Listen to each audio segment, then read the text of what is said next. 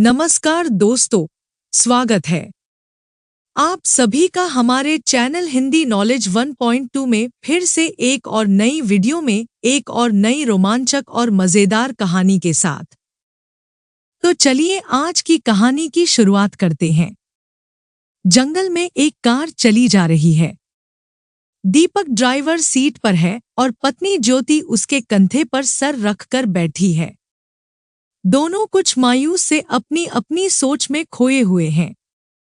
ज्योति भी मंदिर कितना दूर है? दीपक कम से कम 1 घंटा लगेगा पहुंचने में। ज्योति तुम्हारा दिल क्या कहता है? क्या हमारी इच्छा वहां जाकर पूरी हो जाएगी? दीपक क्या कह सकता हूं? जिसने जहां बताया हम वहां गए, लेकिन भगवान ने अभी तक हमें औलाद का सुख नहीं दिया। 10 साल हो गए हैं हमारी शादी को, फिर भी घर में बच्चे की किलकारियां नहीं सुनी। ज्योति, मैंने तुमसे कितनी बार कहा है कि दूसरी शादी कर लो, तुम सुनो तब ना। दीपक प्यार से पत्नी के सिर पर हाथ रखकर, तुम में कोई कमी नहीं है, डॉक्टरों ने साफ बताया है, और कमी मेरे अंदर भी नहीं है। तो फिर दूसरी शादी से क्या होगा? बच्चे की चाह में मैं तुमसे दूर नहीं हो सकता। अचानक ज्योति चिल्लाते हुए, गाड़ी रोको दीपक, देखो पेड़ के पास एक बच्ची खड़ी है। ये इस जंगल में कहां से आ गई? जल्दी रोको। तेज ब्रेक की आवाज के साथ कार रुक गई। कहाँ है वो बच्ची? मुझे तो कोई नहीं दिखाई दे रहा है। ज्योति हैरानी से इधर-उधर देखती है। वहीं उस बड़े से पेड़ के पास ही तो थी। कहाँ चली गई? तुम परेशान मत हो, तुम्हें कोई धोखा हुआ होगा। हर समय बच्चे का ही ख्याल रहता है, इसलिए ऐसा लगता है तुम्हें। अरे नहीं दीपक, मैं बिल्कुल सच कह रही हूं। पिंक कलर के फ्रॉक में थी वो।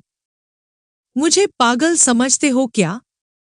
नहीं ज्योति, ऐसा नहीं है। तुमको अब दिख रही है क्या? ज्योति ने दुख और हैरानी के भाव से ना में गर्दन हिला दी। दीपक ने प्यार से उसके गाल थपथपा दिए और कार स्टार्ट कर दी। ज्योति फिर उदास सी अपने ख्याल में खो गई। दीपक बीच बीच में उसकी तरफ ध्यान से देखता है। उसकी हालत देखकर वो खुद भी परेशान हो जाता है, लेकिन कोई उपाय नहीं है उसके पास। कार रुक जाती है। ज्योति प्रश्नवाचक दृष्टि से दीपक की ओर देखती है। अरे मैडम, मंदिर आ गया। अब उतर कर चलोगी या यहीं बैठना है? ज्योति ने हड़बड़ी में इधर-उधर देखा। सुनसान जंगल के बीच में एक पुराना सा मंदिर। 1-2 प्रसाद बेचने वाले बैठे थे। देखकर लग रहा था कि वहां ज्यादा लोग नहीं आते जाते होंगे। तुम जाकर प्रसाद ले लो, मैं अभी कार साइड से लगा कर आता हूं। ज्योति कार से उतरकर चल दी। अचानक उसका ध्यान सामने की ओर गया। वहीं तो खड़ी है वो, वही है। लेकिन ये इतनी जल्दी यहां तक पहुंच कैसे सकती है? हम तो कार से आए हैं। इस बार मैं खुद बात करती हूं इस बच्ची से। कितनी दुखी दिखती है, साथ में कोई भी नहीं है। फूल सी बच्ची के किसी आकर्षण से खींची हुई ज्योति उसकी ओर बढ़ने लगी।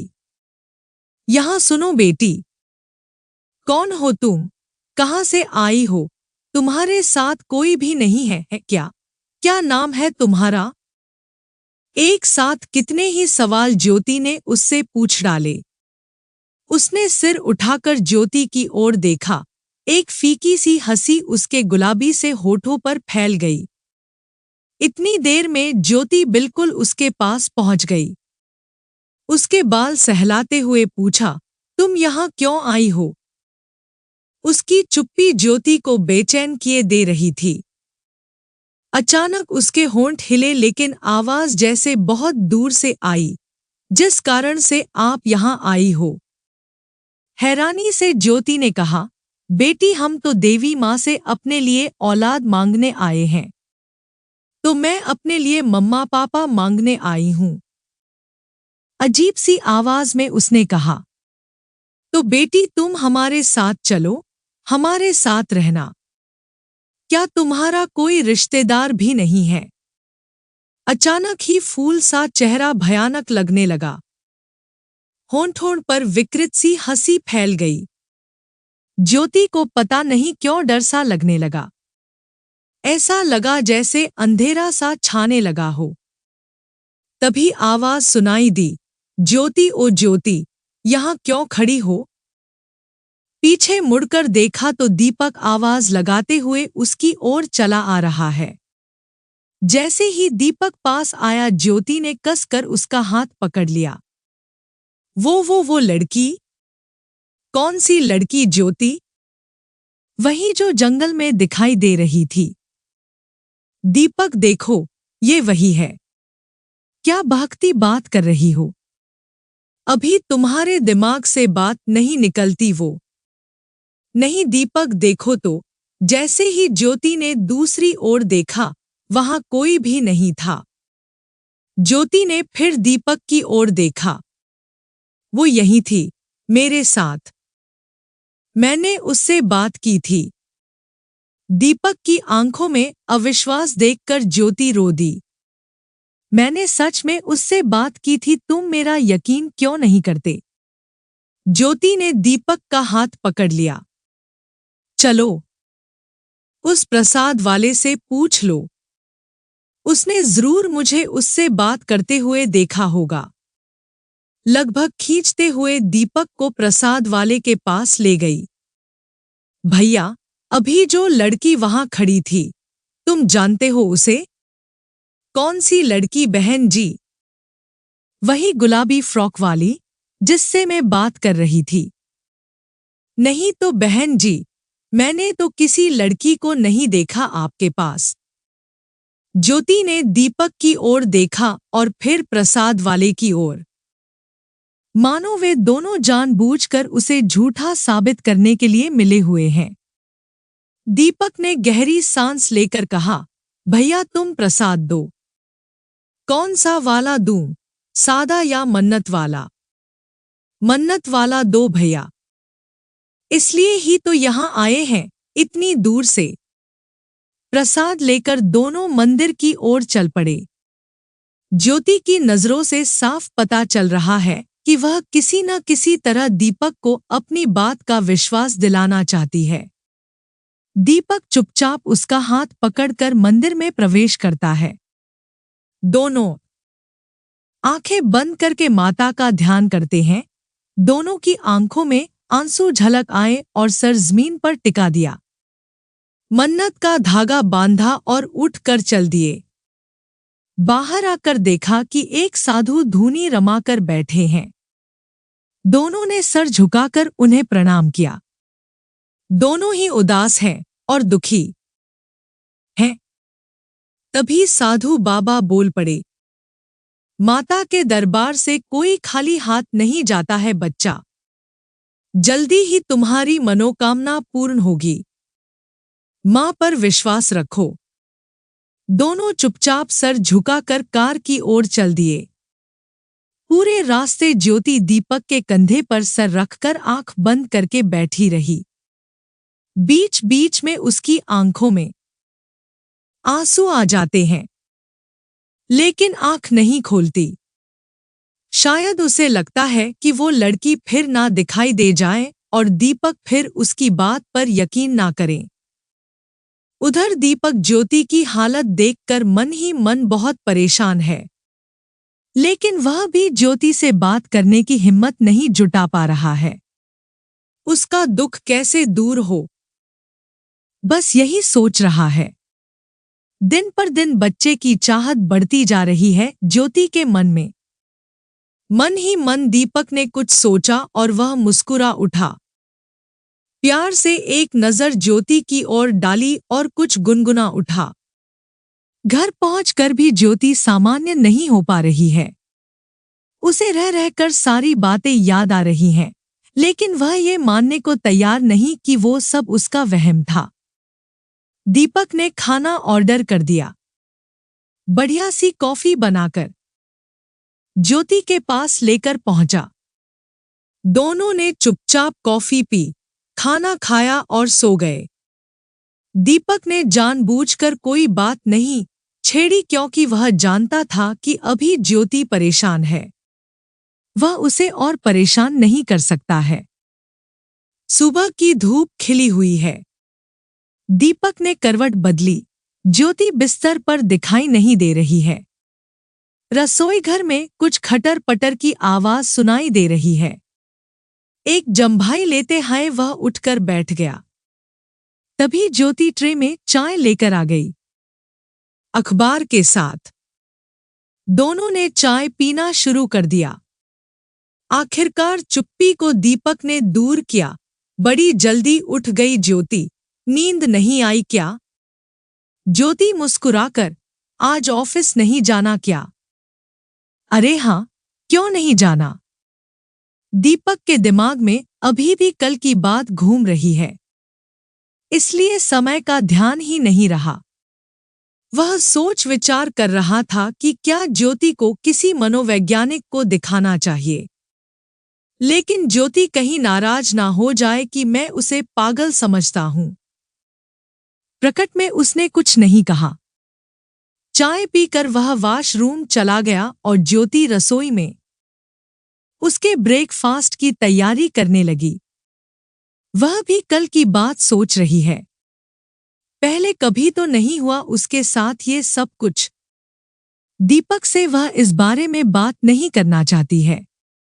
उसे लगता है कि दीपक उसकी बात पर यकीन नहीं कर सकता है, तो फिर क्या फायदा। अचानक ड्राइंग रूम में चलने फिरने की आवाज सुनाई दी। दीपक तैयार होकर आ गया है शायद। आज बड़ी जल्दी तैयार हो गया है। ज्योति ब्रेकफास्ट लेकर रूम में पहुंच गई। वहां तो दीपक नहीं है। दीपक, दीपक कहाँ हो तुम? अरे भई, तुम्हारे सामने ही तो वॉशरूम गया था। दीपक ने दरवाजा खोला। ज्योति उसे हैरत से देख रही है। नहीं, ये धोखा नहीं था। कोई तो था ड्राइंग रूम में। साफ साफ आवाज सुनी थी मैंने। लेकिन दीपक तो अभी मेरे सामने बाथरूम से निकला है।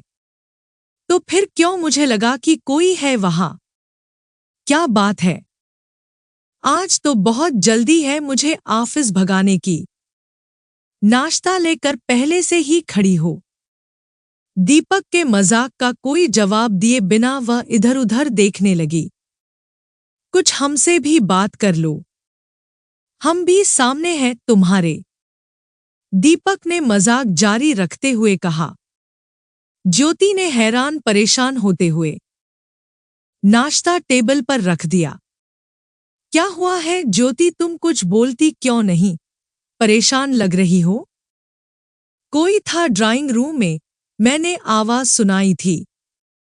दीपक अचानक गंभीर हो गया। उसे तो लगा कि ज्योति अब ठीक ठीक है, लेकिन उसकी हालत बता रही है कि उसे फिर कोई भ्रम हो गया है। उसे परेशानी से निजात दिलाने के लिए दीपक हंस पड़ा। ओह, वो तो मैं टॉवल भूल गया था। उसे लेने के लिए रूम में गया था। तुम भी? दीपक ने नाश्ता किया और ऑफिस के लिए निकल गया। लेकिन उसे महसूस हो रहा था कि ज्योति ने उसकी बात पर यकीन नहीं किया है।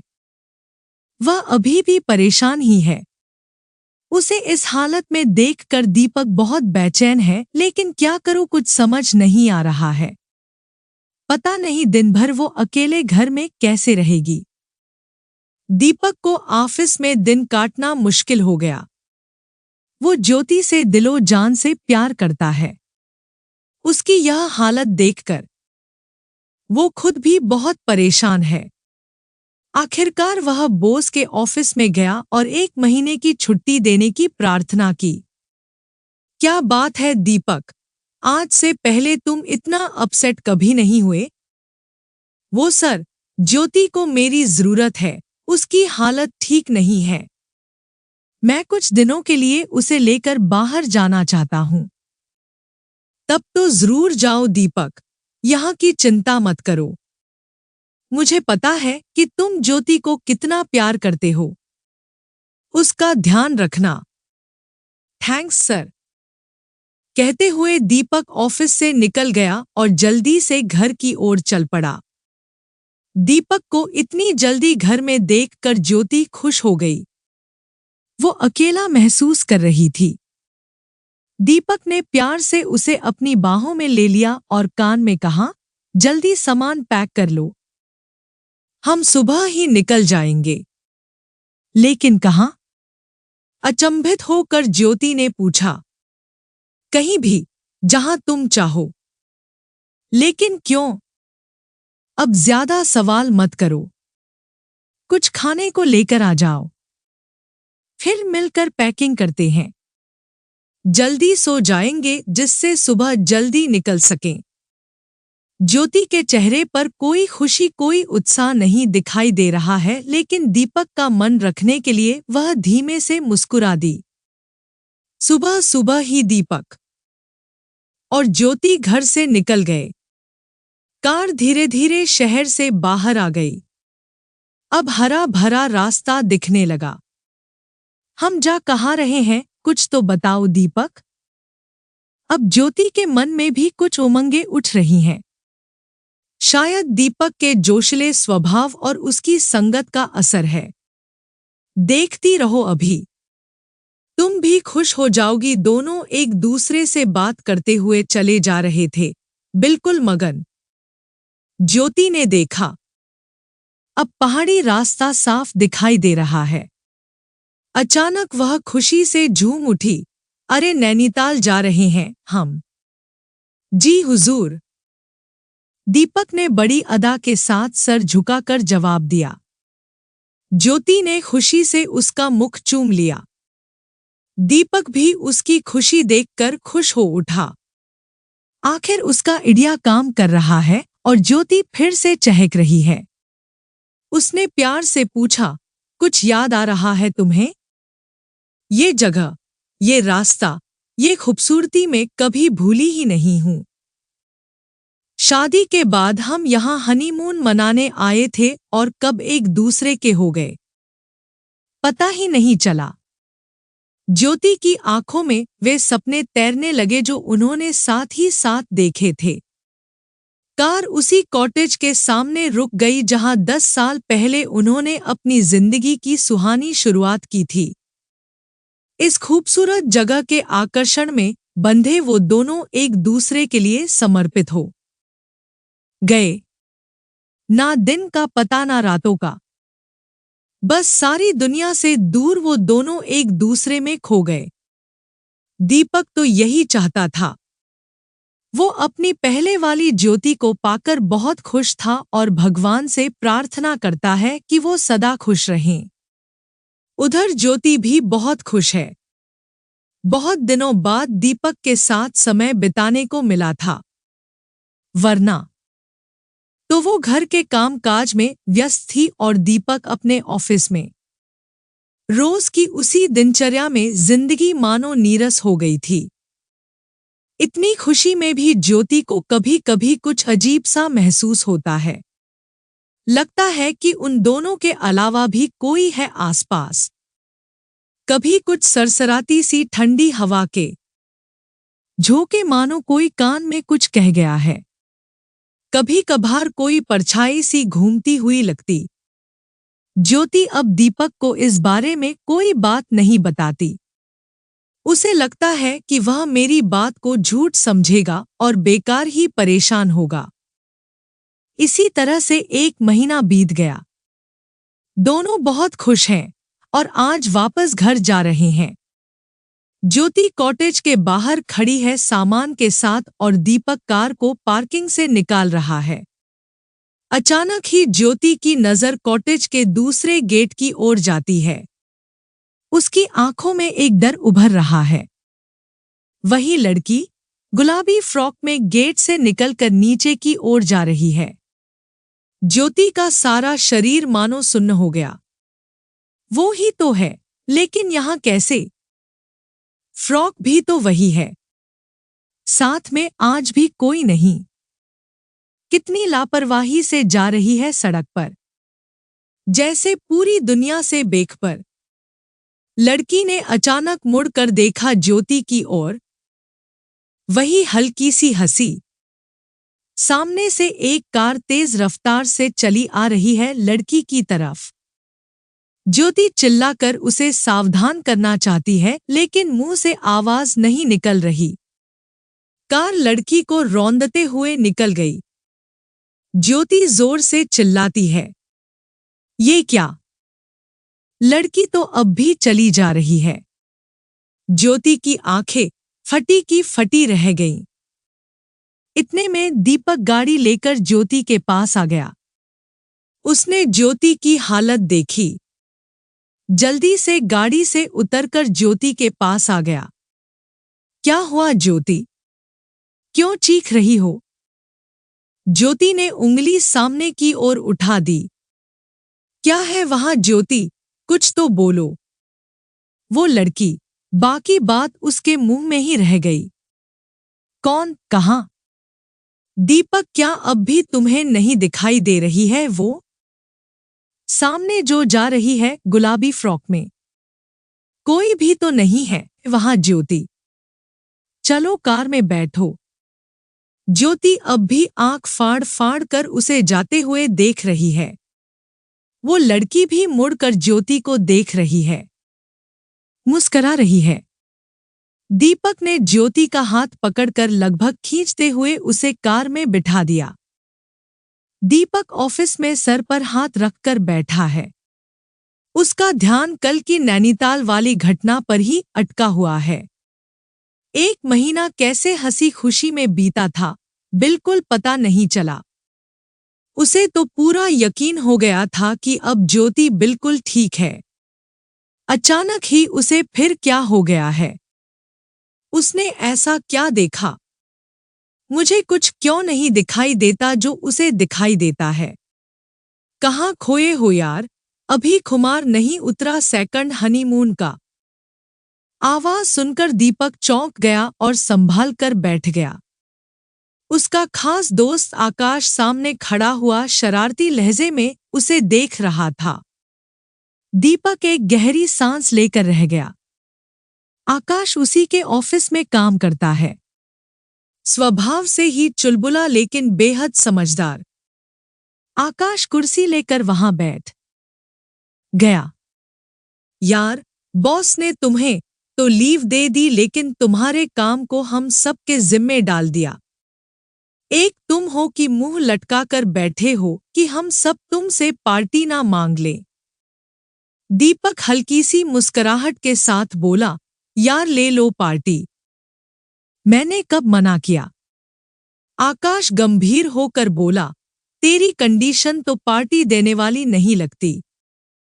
कुछ तो बात हुई है, बता दे यार। और किसे बताए? दीपक ने गहरी सांस लेकर कहा, हाँ यार, तेरे बिना और कौन है जो मेरा दुख समझ सके?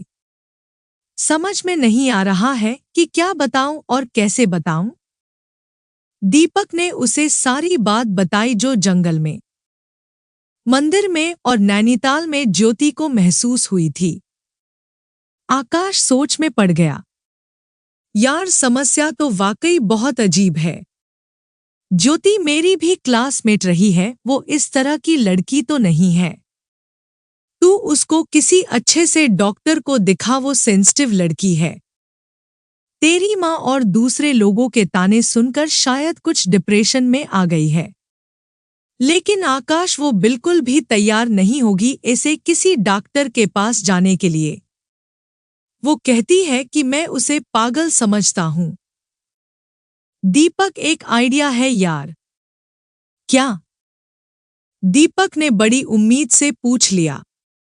आकाश ने कहा कि एक डॉक्टर मेहता है गांधीनगर में। बहुत ही अच्छे और समझदार डॉक्टर हैं। सबसे बड़ी बात यह है कि वह पहले तुमसे ही बात कर लेंगे। बाद में जरूरत पड़ने पर ज्योति को किसी बहाने से ले जाना। दीपक की आंखें खुशी से चमक उठी। वह आकाश से लिपट गया। यार तू ही मेरा सच्चा दोस्त है। अब जल्दी डॉक्टर साहब का अपॉइंटमेंट ले लेते हैं। आज ही मैं उनसे ज्योति के बारे में बात करना चाहता हूँ। जो हुक्म मेरे आका। आकाश ने कहा। दीपक इस बात पर हंस पड़ा। अगले दिन आकाश फिर दीपक के केबिन में गया। दीपक का हाल लगभग कल जैसा ही था, उदास सोच में गुम। अब क्या हुआ यार दीपक? डॉक्टर साहब नहीं मिले क्या? कल मिल तो गए यार, मैंने सारी बातें भी उन्हें बता दी थी। वैसे तो चिंता की कोई बात नहीं है, लेकिन उन्होंने कहा है कि ज्योति का अकेला रहना ठीक नहीं है। उसे किसी के साथ की जरूरत है। तुझे तो पता है कि मैं माँ को यहाँ नहीं ला सकता, वो तो वैसे ही ज्योति को कुछ ना कुछ सुनाती रहेगी। ज्योति की तो माँ है नहीं। अब ये नहीं समझ आ रहा है कि क्या किया जाए। मैं तो नौकरी छोड़कर घर पर नहीं बैठ सकता उसके पास। बात तो सही है दीपक। अच्छा ये बता कि अगर कोई बाई मिल जाए जो सुबह तेरे घर पहुंच जाए और जब तू ऑफिस से घर पहुंचे तो वो अपने घर चली जाए। यार आजकल बाई के क्या कम नखरे हैं, पता नहीं कौन कैसी है। कहीं कोई और मुसीबत ना खड़ी हो जाए। और ज्योति भी तो आसानी से तैयार नहीं होगी बाई के लिए। बात तो तेरी ठीक है दीपक, लेकिन कुछ तो करना पड़ेगा। चल तू अपने यार पर छोड़ दे, बेफिक्र हो जा। मैं कल बताऊंगा तुझे। और हाँ, कल सुबह मैं तेरे घर आ जाऊंगा। तू ज्योति से कुछ मत बताना। भगवान ने चाहा तो तेरा काम बन जाएगा। सुबह दीपक के फ्लैट की डोर बेल बजी। ज्योति ने गेट खोला।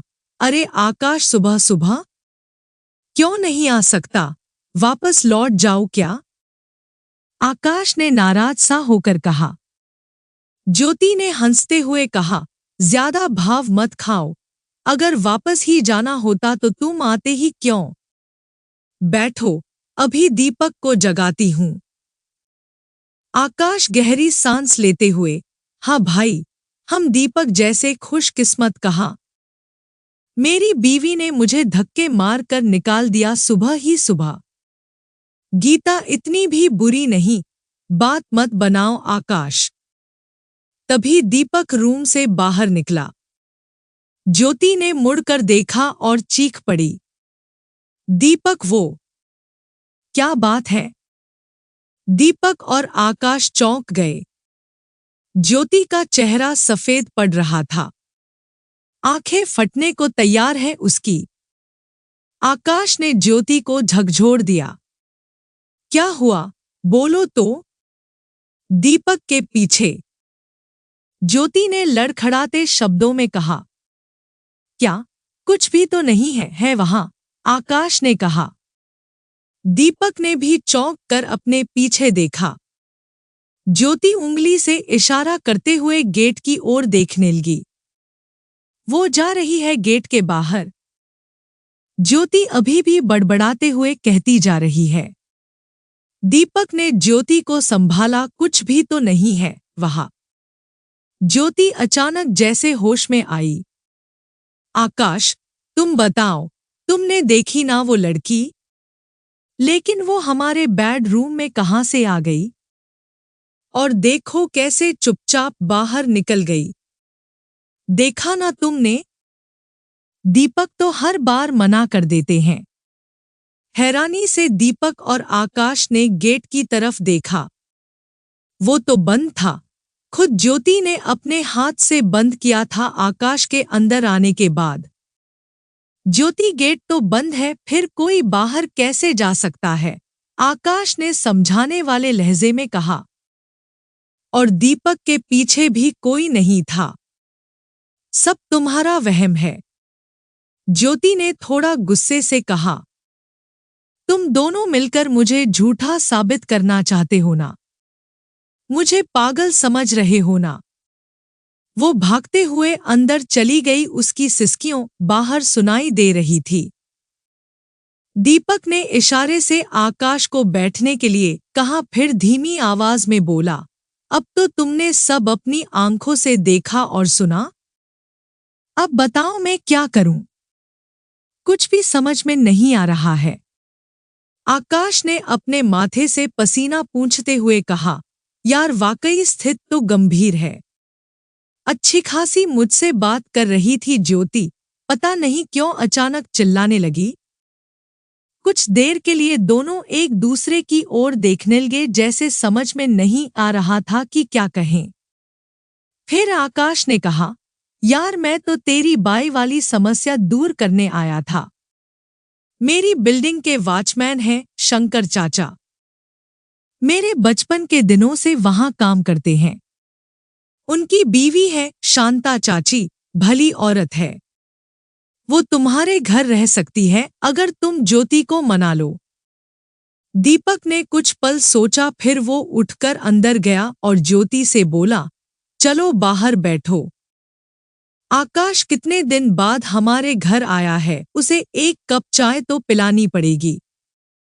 मैं बनकर लाता हूं, तुम उसके पास बैठ जाओ, आखिर वह तुम्हारा भी दोस्त है। पता नहीं वो क्यों आया है यहाँ। दीपक की बात का असर हुआ और वह आंसू पोंछकर बाहर निकल आ गई।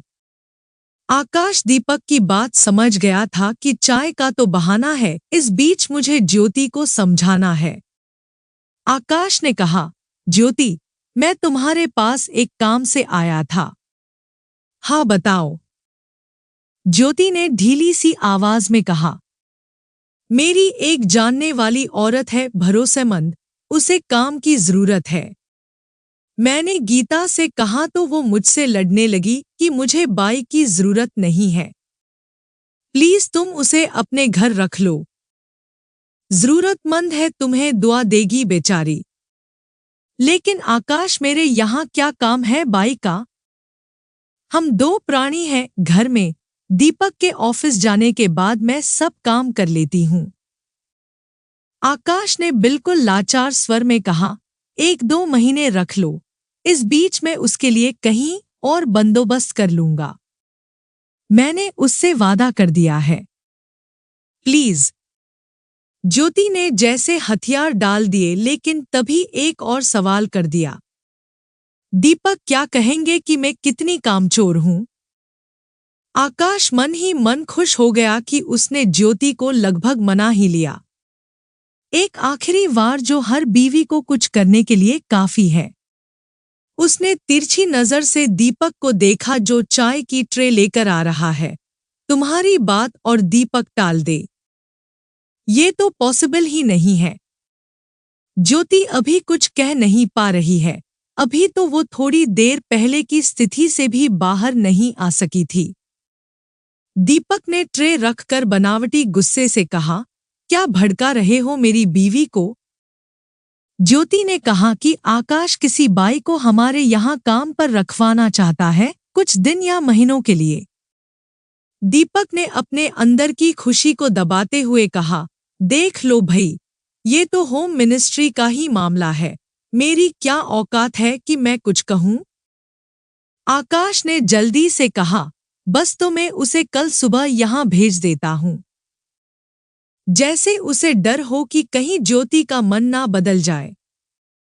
जल्दी से चाय पीकर आकाश ने कहा, चल यार तू भी रेडी हो जा, फिर ऑफिस में मिलते हैं। ज्योति उठकर किचन में चली गई ब्रेकफास्ट तैयार करने। हालांकि अब भी वह नॉर्मल नहीं हो पा रही थी। दीपक ने आकाश को गले से लगा लिया। यार तूने तो कमाल कर दिया, बस किसी तरह ज्योति जल्दी ठीक हो जाए। आकाश ने दीपक की पीठ थपथपाकर कहा कि दोस्त इसीलिए होते हैं। अब मैं चलता हूं। शांता चाची को भी सब कुछ समझाना पड़ेगा। वो बड़ी मुश्किल से तैयार हुई है, वो भी तुम्हारी परेशानी देखते हुए। थैंक्स यार, चल मिलते हैं फिर। दीपक की परेशानी ज्योति को लेकर बढ़ती जा रही है। उसे हर समय डर लगता है कि कहीं ज्योति फिर उस काल्पनिक लड़की को देखकर चिल्लाना शुरू ना कर दे। उधर कुछ ज्योति को भी यही महसूस होता है कि अचानक उसे वो लड़की ना दिख जाए। हर तरफ ध्यान से देखती रहती है, मन डरती रहती है। इस बीच उनकी जिंदगी में एक उम्मीद की किरण बनकर शांता चाची आ गई है। अधेड़ उम्र की एक समझदार औरत, बातूनी भी मेहनती भी। कुछ दिनों में ही उसने ज्योति का दिल जीत लिया है। ज्योति अब हर काम चाची के जिम्मे सौंप देती है और चाची भी बिटिया का हर काम भाग भाग कर करती है। हाँ, ज्योति को वो बिटिया ही कहती है। उनका आपसी संबंध मलिक नौकर का नहीं बल्कि परिवार जैसा बन गया था कुछ ही दिनों में। आज मौसम कुछ खूबसूरत है, शाम का समय है, घटाएं घिर आई हैं।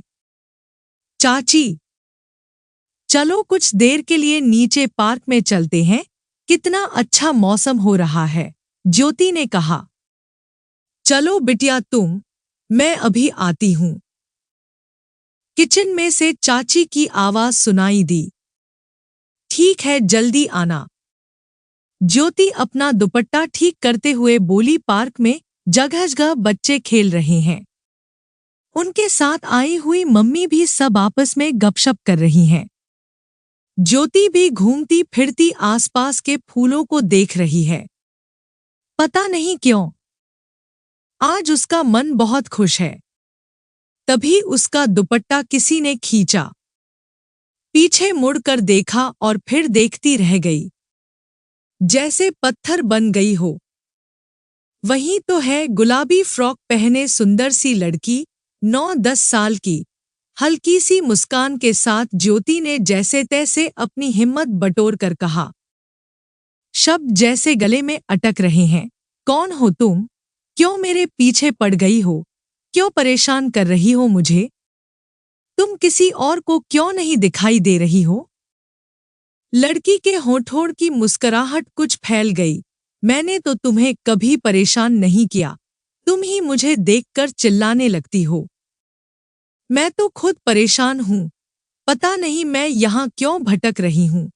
फूल से चेहरे पर उदासी फैल गई। ज्योति की हिम्मत कुछ बढ़ी। तुम अपने घर क्यों नहीं जाती? तुम अच्छे घर की लग रही हो, तुम्हारे घरवाले भी चिंता करते होंगे। ना मेरा कोई है और ना ही अब कोई मेरा इंतजार कर रहा है। अब तो मुझे इंतजार है अपने मम्मा पापा के मिलने का, नए मम्मा पापा। तुम भी तो इंतजार कर रहे हो ना अपने बच्चे का? लड़की ने रहस्यमय आवाज में कहा। लगता है अब हम दोनों का ही इंतजार खत्म हो गया है। अचानक ज्योति ने उसका हाथ पकड़कर पूछा, क्या मतलब है तुम्हारा? लेकिन यह क्या वह उसका हाथ पकड़ नहीं पा रही है, जैसे उसका हाथ हवा में ही इधर-उधर हिल रहा है। ज्योति ने उसकी तरफ अविश्वसनीय नजरों से देखा। लड़की हंसने लगी, भयानक सी हंसी। साथ ही साथ उसका चेहरा भी भयावह होने लगा। ज्योति की आवाज मानो गले में ही अटक गई। आंखें फैल गई। बिटिया, बिटिया। उधर शांता चाची ज्योति को बार बार पुकार रही है। इधर ज्योति बेहोश होकर घड़ाम से जमीन पर गिर गई। बिटिया, क्या हुआ तुम्हें? अभी तो तुम अच्छी खासी पार्क में आई थी घूमने। ज्योति के चारों ओर औरतों और बच्चों की भीड़ इकट्ठा हो गई। इतने में दीपक भी ऑफिस से आ गया।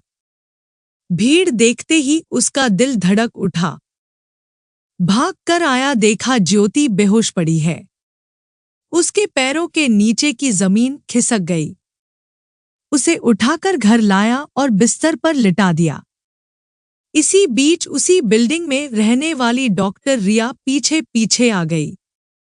एक्सक्यूज मी मिस्टर दीपक, क्या मैं ज्योति को चेक कर सकती हूं?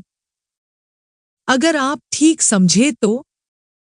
दीपक तो जैसे रो पड़ा। प्लीज जल्दी चेक कीजिए। तो आप बाहर जाइए, मैं देखती हूँ कि क्या हुआ है। ज्योति को दीपक बेचैनी से कमरे में चक्कर लगा रहा है। एक एक मिनट का इंतजार उसे भारी लग रहा है। करीब 20 मिनट बाद डोरिया कमरे से निकली। दीपक भागकर उसके पास पहुंच गया। क्या हुआ ज्योति को? वो ठीक तो है ना? प्लीज डॉ जल्दी बताइए। रिलैक्स में दीपक, मुझे बोलने का मौका तो दो, मुस्कुराहट के साथ डॉ ने कहा। ओह सॉरी मैडम, दीपक शर्मिंदा हो गया। देखिए दीपक, ज्योति बिल्कुल ठीक है और मुझे लगता है कि आप दोनों की जिंदगी में कोई नया मेहमान आने वाला है और शायद इसी वजह से वो चक्कर खाकर गिर गई थी। लेकिन हाँ, कल आप क्लिनिक आ जाइए। चेकअप के बाद ही मैं कुछ पक्का बता सकती हूँ। कुछ टेस्ट कराने हैं, फिर सब पता चल जाएगा। दीपक तो जैसे बुत की तरह खड़ा रह गया। उसे अपने कानों पर विश्वास नहीं हो रहा है। उधर शांता चाची ने पता नहीं कौन कौन से देवताओं को प्रसाद बोल दिया। वो खुशी से फूली नहीं समा रही है। साब, मैं तो कहती थी कि भगवान इतने निर्दयी नहीं हो सकते।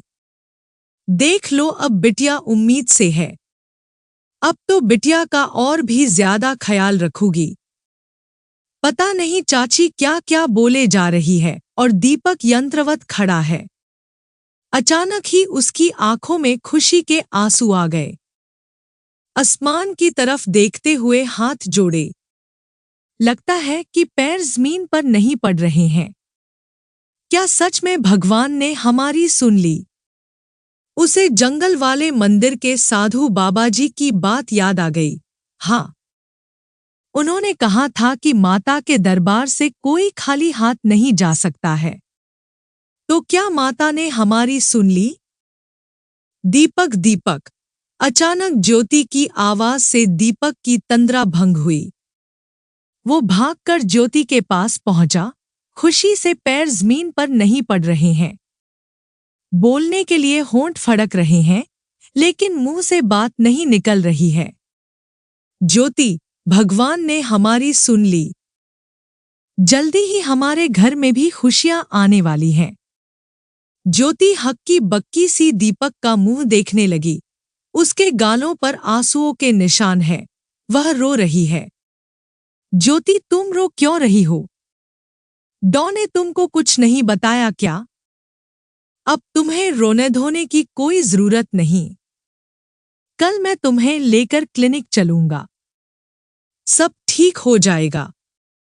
दीपक अपनी ही तरंग में बोले जा रहा है और ज्योति दुखी मन से उसकी ओर देख रही है। होश में आओ दीपक। डॉ को कुछ नहीं पता। कोई खुशी नहीं आ रही है हमारे घर। दीपक को झकझोरते हुए ज्योति चिल्लाती है। हाँ, आज मुझे वह लड़की फिर मिली पार्क में। वो जिंदा नहीं है, कोई आत्मा है वो भटकती हुई। तभी वह हर जगह पहुंच जाती है। पता नहीं क्यों वह हमारे पीछे पीछे आती है। आज मैंने उससे बात की थी। पता नहीं वो क्या अजीब सी बातें कर रही थी। उसी से डरकर मैं बेहोश हो गई थी। समझने की कोशिश करो दीपक। पता नहीं कि हम किस मुसीबत में फंसने वाले हैं। प्लीज मेरा यकीन करो दीपक, प्लीज। ज्योति रोए जा रही है और दीपक जैसे उसके तो अरमानों पर पानी फिर गया। तभी छनाक की आवाज हुई। शांता बाई, जो ज्योति के लिए जूस लाई थी। उसके हाथ से गिलास छूट गया। सारे फर्श पर ग्लास के टुकड़े और जूस फैल गया। उसने भी उनकी सारी बातें सुन ली। चेहरे पर फैली खुशी का स्थान डर और चिंता ने लिया। कमरे में सन्नाटा छा गया। पता नहीं ये कौन से तूफान से पहले का सन्नाटा है। दीपक ने जैसे तैसे अपने आप को संभाला, लेकिन उसने निश्चय कर लिया था कि वह सुबह ज्योति को डॉक्टर के पास जरूर लेकर जाएगा। दोनों की ही रात करवट बदल बदल कर बीती। दोनों एक दूसरे से बात नहीं कर पा रहे हैं, जैसे शब्द ही खत्म हो गए थे उनके पास। इसी तरह रात बीती। शांता भी उन दोनों की हालत देखकर रात को अपने घर नहीं गई थी। वो भी उनके लिए दुखी थी। सुबह दीपक उठा, अपने कमरे से बाहर निकला, देखा शांता साफ सफाई कर रही है। चाची चाय बना दो और ब्रेकफास्ट की तैयारी कर लो।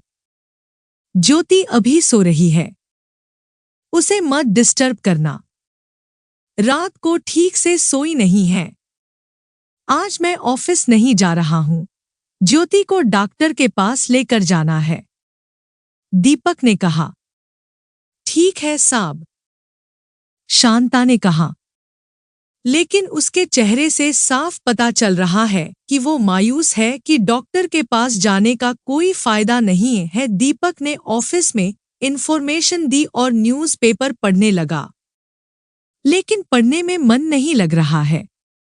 बालकनी में टहलने लगता है, लेकिन मन की उधेड़-बुन खत्म होने का नाम ही नहीं ले रही है। कुछ देर बाद ज्योति उठकर आती है। उसके चेहरे से साफ पता चलता है कि वो कितनी परेशानी में है। दीपक, तुमने मुझे क्यों नहीं उठाया? इतनी देर हो गई, ऑफिस के लिए भी लेट हो जाओगे। दीपक ने मुस्कुराने का असफल प्रयास किया। आज मैं तुम्हारे पास ही रहूंगा, ऑफिस जाने का मन नहीं कर रहा है। ज्योति ने गहरी नजर से उसकी ओर देखा। चाची है मेरे पास, तुम मेरी चिंता मत करो, ऑफिस चले जाओ। दीपक ने प्यार से कहा, मैं नहीं करूंगा तो कौन करेगा तुम्हारी चिंता? चलो फ्रेश हो जाओ, चाची ने ब्रेकफास्ट तैयार कर लिया होगा। ज्योति, अब तैयार हो जाओ, डॉरिया के क्लिनिक पर चलना है, दीपक ने ब्रेकफास्ट के बाद कहा। ज्योति ने कुछ नहीं कहा, चुपचाप कमरे के अंदर चली गई। थोड़ी देर दीपक ने इंतजार किया, लेकिन ज्योति तैयार होकर बाहर नहीं आई। दीपक कमरे में पहुंचा तो ज्योति बिस्तर पर लेटी हुई थी। तैयार नहीं हुई अभी तक तुम? क्या हुआ? ज्योति ने बड़ी बेबसी से उसकी ओर देखा। दीपक, तुम समझते क्यों नहीं हो? कुछ भी तो नहीं है वहां जाने लायक। मेरी बात पर तुम यकीन क्यों नहीं करते? रात मैंने तुम्हें सारी बातें बताई तो थी। मुझे तुम पर पूरा यकीन है ज्योति, लेकिन डॉक्टर ने कहा है कि वो अच्छी तरह से चेकअप कर लेगी वहां पर। तो चलते हैं, कुछ नहीं होगा तो कोई बात नहीं है। वैसे भी तुम कितने दिनों से मेरे साथ कहीं नहीं गई हो, थोड़ा घूमना भी हो जाएगा, दीपक ने बड़े खुशामद भरे स्वर में कहा। ज्योति दीपक की बात को और ना टाल सकी, गहरी सांस लेकर बोली, ठीक है, जैसी तुम्हारी इच्छा। तुम बाहर जाओ, मैं आती हूं। अभी तैयार होकर ज्योति जानती है कि दीपक उसे पागल की तरह प्यार करता है और इसीलिए वह उसकी बात टाल नहीं पाती है। रात दिन उसके आगे पीछे घूमता रहता है। पता नहीं भगवान कौन सा खेल खेल रहे हैं हमारे साथ। ज्योति और दीपक डॉरिया के क्लिनिक पहुंच गए। दीपक ने फोन से पहले ही अपॉइंटमेंट ले लिया था। ज्योति को एक नर्स डॉक्टर के पास ले गई और दीपक बाहर ही चहलकदमी करने लगा। उसका दिमाग बिल्कुल शून्य हो गया है, वह कुछ भी सोच नहीं पा रहा है। ज्योति के सामने वह मजबूत बनकर रहता है, लेकिन भावनात्मक रूप से वह टूट सा गया है। लगभग आधा घंटा बाद नर्स रूम से बाहर निकल कर आ गई। दीपक, आपको अंदर बुलाया है डॉक्टर साहब ने, नर्स ने कहा। दीपक बड़े भारी से मन के साथ रूम में पहुंचा। Have a seat Deepak, doctor ने कहा। थैंक्स डॉक्टर, दीपक ने कहा। बहुत बहुत बधाई हो आपको, मेरा अनुमान सही निकला, ज्योति मां बनने वाली है। क्या? दीपक का मुंह खुला का खुला रह गया। जैसे उसे डॉक्टर की बात का विश्वास ही नहीं हुआ था। जी हाँ, सारे टेस्ट पॉजिटिव आए हैं और अब शक की कोई गुंजाइश नहीं है। बस अब आप इनका ध्यान रखना और कोशिश करना कि ये खुश रहे। दीपक ने ज्योति की ओर नजर डाली, वह भावशून्य सी फर्श को देख रही है। इसी बीच डॉक्टर की खिड़की से एक चेहरा झांक रहा है। वही चेहरा जिस पर एक रहस्यमय मुस्कान फैली हुई है और आंखों में चमक। बस आज गनीमत यह है कि ज्योति सर झुकाए बैठी हुई है और उसका ध्यान खिड़की की ओर नहीं गया था और दीपक उसको देख नहीं पाता है। मैं दीपक, आप ये मेडिसिन ले लीजिए और 1 महीना बाद फिर से चेकअप करना है। ओके डॉक्टर, कहकर दीपक ज्योति का हाथ पकड़कर खड़ा हो गया और रूम से बाहर आ गया। अब दोनों घर की ओर चल पड़े। इस बीच में ज्योति ने दीपक से कोई बात नहीं की है और दीपक भी अभी कोई बात नहीं करना चाहता है। वह ज्योति को कुछ समय देना चाहता है जिससे वह सारी स्थिति खुद ही समझ जाए। घर में घुसते ही ज्योति सीधे अपने कमरे में चली गई। दीपक ड्राइंग रूम में ही सोफे पर बैठ गया। शांता चाची पानी लेकर आ गई। दीपक ने पानी पी लिया लेकिन चाची अभी खड़ी है। उसने चाची की ओर प्रश्नवाचक नजरों से देखा। साहब, क्या बताया डॉक्टर ने? बिटिया ठीक तो है ना? हाँ चाची, सब ठीक है। वो माँ बनने वाली है, दीपक ने थके से स्वर में कहा। अरे साहब, ये तो बहुत बड़ी खुशखबरी है, फिर आप दोनों इतने उदास क्यों हो? मैं तो बिटिया से बात करने में डर रही थी कि पता नहीं वहां क्या हुआ होगा, शांता ने कहा। हाँ चाची, देखो तो ज्योति को पता नहीं क्या हो गया है कि वो डॉक्टर की बात का विश्वास भी नहीं कर रही है। उसे कब से इस दिन का इंतजार था, लेकिन आज जब वो दिन आया है तो पता नहीं वह क्यों खुश नहीं है। शांता चाची ने कहा कि कभी कभी अचानक मिली खुशी भी सदमे जैसी हो जाती है। आप चिंता मत करो, मैं बिटिया को संभाल लूंगी। धीरे धीरे सब ठीक हो जाएगा। हाँ चाची, अब तुम्हारा ही भरोसा है। ज्योति का ध्यान तुम्हें ही रखना है। शांता ज्योति के कमरे में पहुंची, उसे पानी दिया और बोली, बिटिया जल्दी उठकर हाथ मुंह धो लो और फिर चलकर भगवान के सामने सर झुककर अपने और अपने बच्चे के लिए प्रार्थना करो। चाची के ममता भरे बोल सुनकर ज्योति जैसे कुछ होश में आ गई और उससे लिपट कर रोने लगी। चाची ने उसे यूं ही रोने दिया और उसके सर पर हाथ फेरती रही। जब ज्योति के दिल का गुब्बार निकल गया तो वो धीरे धीरे धीरे चुप हो गई। उसने शांता का हाथ पकड़कर पूछा, चाची क्या ये सब सच है? क्या ऐसा हो सकता है? हाँ बिटिया हो, ये सब सच है। इतनी बड़ी डॉक्टर कोई पागल थोड़ी है। अब तुम मेरी बात मानो, पहले सांप से बात करो, वो भी बहुत दुखी है तुम्हें दुखी देखकर। फिर आकर दोनों खाना खाओ। शांता की बात का ज्योति पर असर हुआ। उठकर हाथ मुंह धोए, कपड़े बदले शांता ने बाहर जाकर दीपक को इशारे से अंदर जाने को कहा। दीपक उठकर अंदर गया। ज्योति जोर से उसके गले लग गई। दीपक ने भी उसे अपनी बाहों में भर लिया। कुछ देर के लिए दोनों एक दूसरे की धड़कनें महसूस करते रहे। ज्योति को मुस्कुराता हुआ देखकर दीपक भी मुस्कुरा दिया। कितने दिनों बाद वे दोनों एक साथ खुशी का अनुभव कर रहे हैं। दीपक ने कहा, प्लीज अब ऐसे ही मुस्कुराती रहना। अब हमें अपने बच्चे का भी ध्यान रखना चाहिए। ज्योति ने हाँ में गर्दन हिला दी। दोनों ने भगवान के सामने आकर हाथ जोड़ दिए। खाना खाने के बाद दीपक बोला कि तुम आराम करो, मैं कुछ देर के लिए जरूरी काम से जा रहा हूं। ज्योति ने कहा, ठीक है जाओ। अब उसके चेहरे पर कुछ चमक दिखाई दे रही है। आखिर उसके इतने दिनों की पूजा पाठ, मन्नतें पूरी होने जा रही हैं। काम से निबटकर शांता ने पूछा, बिटिया अगर तुम कहो तो मैं भी घर चली जाऊं। कल तुम्हारी तबीयत की वजह से मैं घर नहीं गई थी। शाम तक का काम मैंने निपटा दिया है, तुमको कोई परेशानी नहीं होगी। ठीक है चाची, तुम निकल जाओ। दीपक आ जाएंगे थोड़ी देर में। मुझे कोई दिक्कत नहीं है। ज्योति आकर बेड पर लेट गई। रात भर नींद नहीं आई थी तो उसकी आंख लग गई।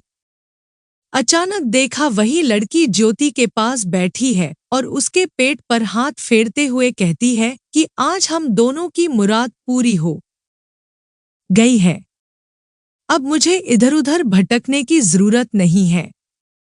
मुझे मेरा घर और मम्मा पापा मिल गए हैं। मैं अब बहुत खुश हूं। आप भी खुश हो जाओ। आगे भी भगवान मुझे न्याय दिलाने में मेरी मदद करेंगे। ज्योति को डर नहीं लग रहा है बल्कि उसका मासूम चेहरा बड़ा प्यारा लग रहा है। कैसा न्याय और कैसी मदद, वो तो मुझे भी नहीं पता, लेकिन अब मैं आपको दिखाई नहीं दूंगी। लड़की ने प्यार से ज्योति के गाल को चूम लिया और उठकर जाने लगी।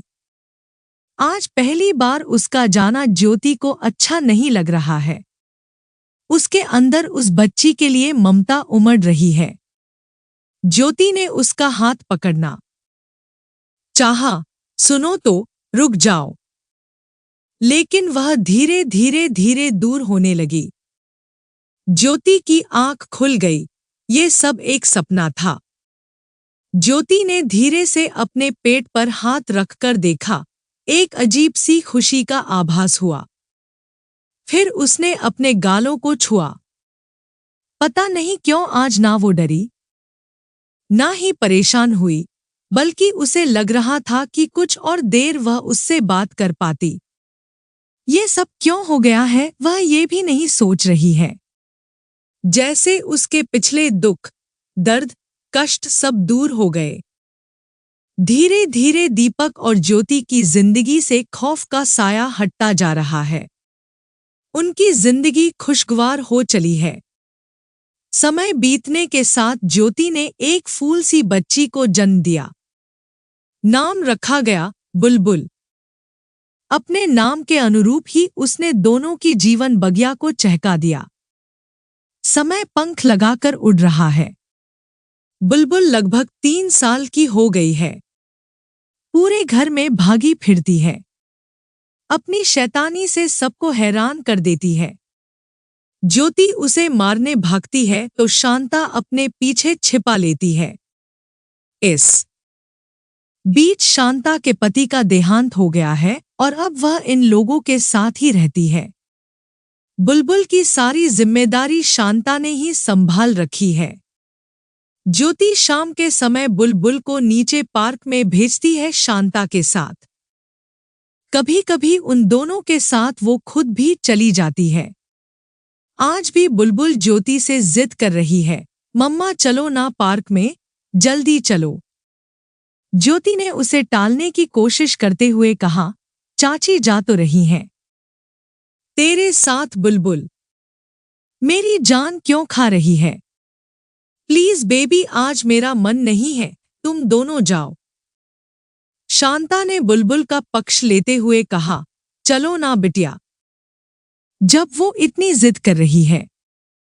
हाँ आपने ही तो इसे सर पर चढ़ा रखा है, इसकी सारी जिद तुम पूरी करवा कर रहती हो। चलो तुम दोनों, मैं आती हूं। ज्योति ने बनावटी गुस्से से कहा। हे मम्मा गुड गर्ल। चिल्लाते हुए बुलबुल ने ज्योति को फ्लाइंग किस दी। ज्योति अपनी हंसी रोक नहीं सकी। पार्क में बुलबुल भागती हुई घूम रही है। शांता चाची उसे पकड़ने के लिए पीछे पीछे भाग रही है। बेबी गिर जाओगी, अब मैं और नहीं भाग सकती। फूलती हुई सांस से वह हांफते हुए आवाज लगती है। बेंच पर एक औरत बैठी हुई है, आसपास के माहौल से बिल्कुल अनजान। बुलबुल अचानक उसके पास रुकी, उसे ध्यान से देखते हुए बेंच पर चढ़कर उसकी गोदी में बैठ गई। औरत ने अचकचा कर उसकी ओर देखा। इतनी देर में बुलबुल उसके गले में अपनी बाह डालकर लिपट चुकी थी, माँ माँ करते हुए। औरत हक्की बक्की सी रह गई। इसी बीच शांता भी उसके पीछे पीछे आ गई।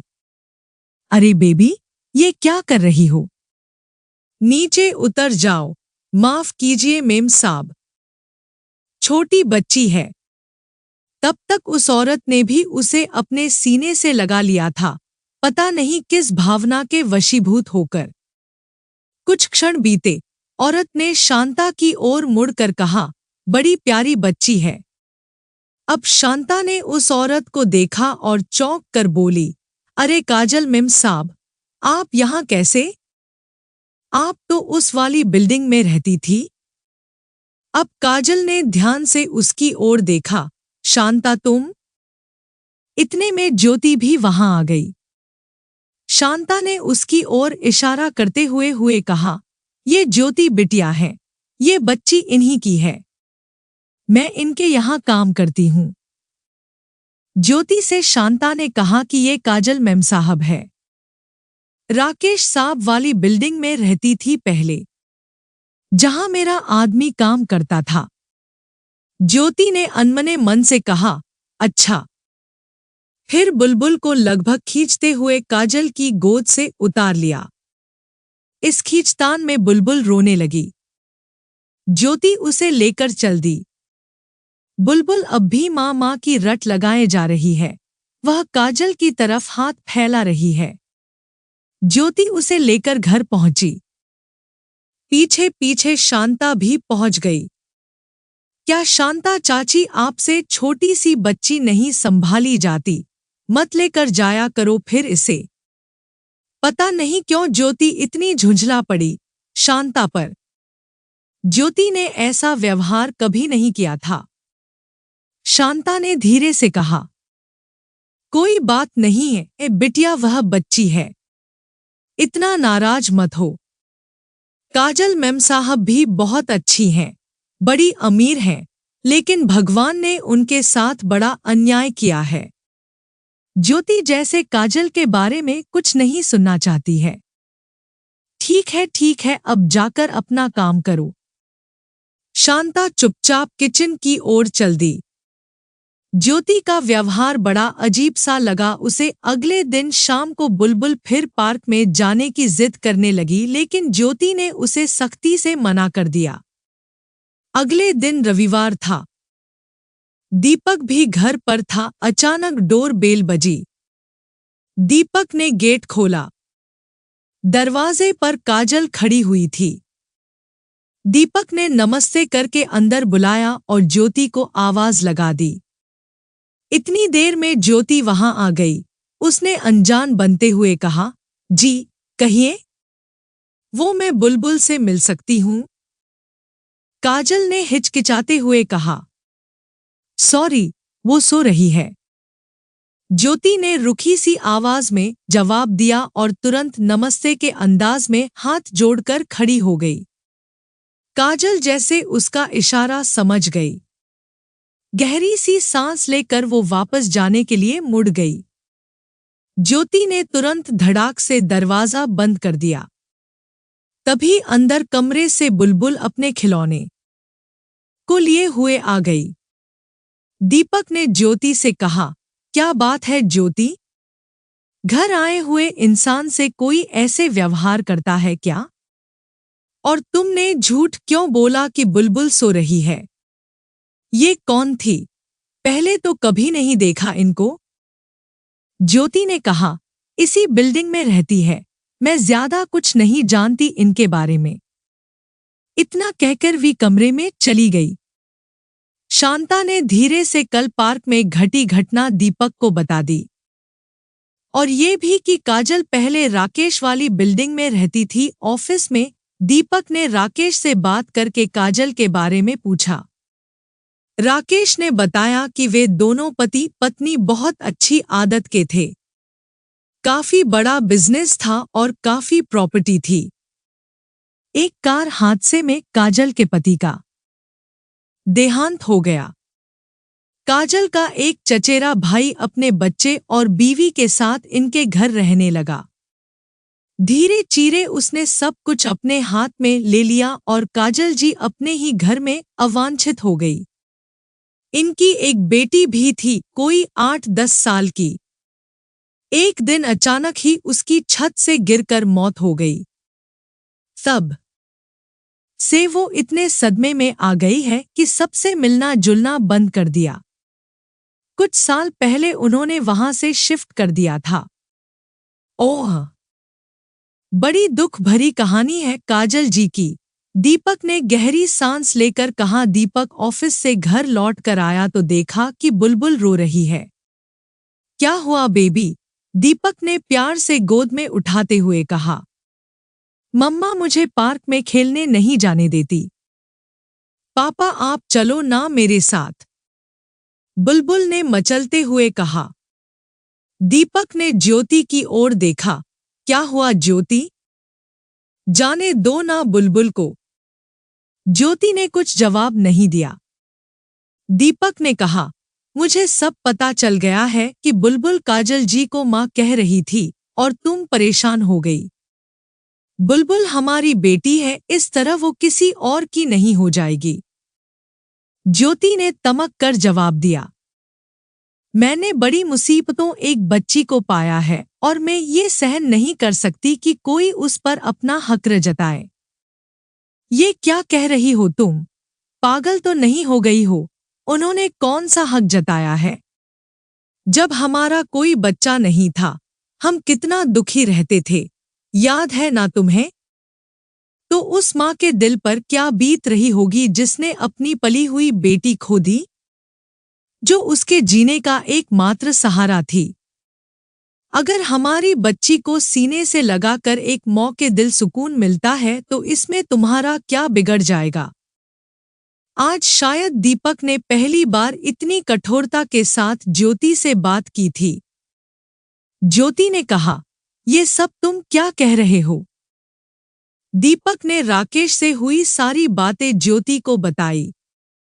ज्योति की आंखों में आंसू झलक आए।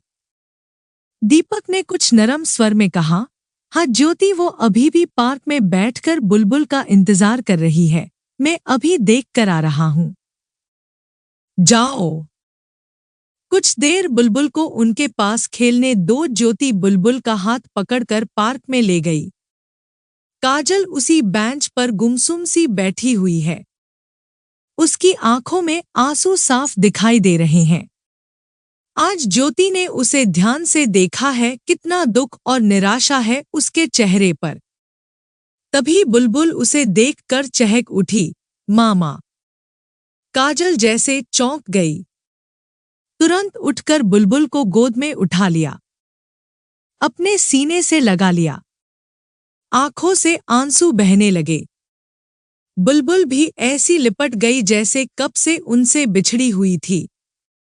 अब वो दोनों बेंच पर बैठ गई और बात करने लगी।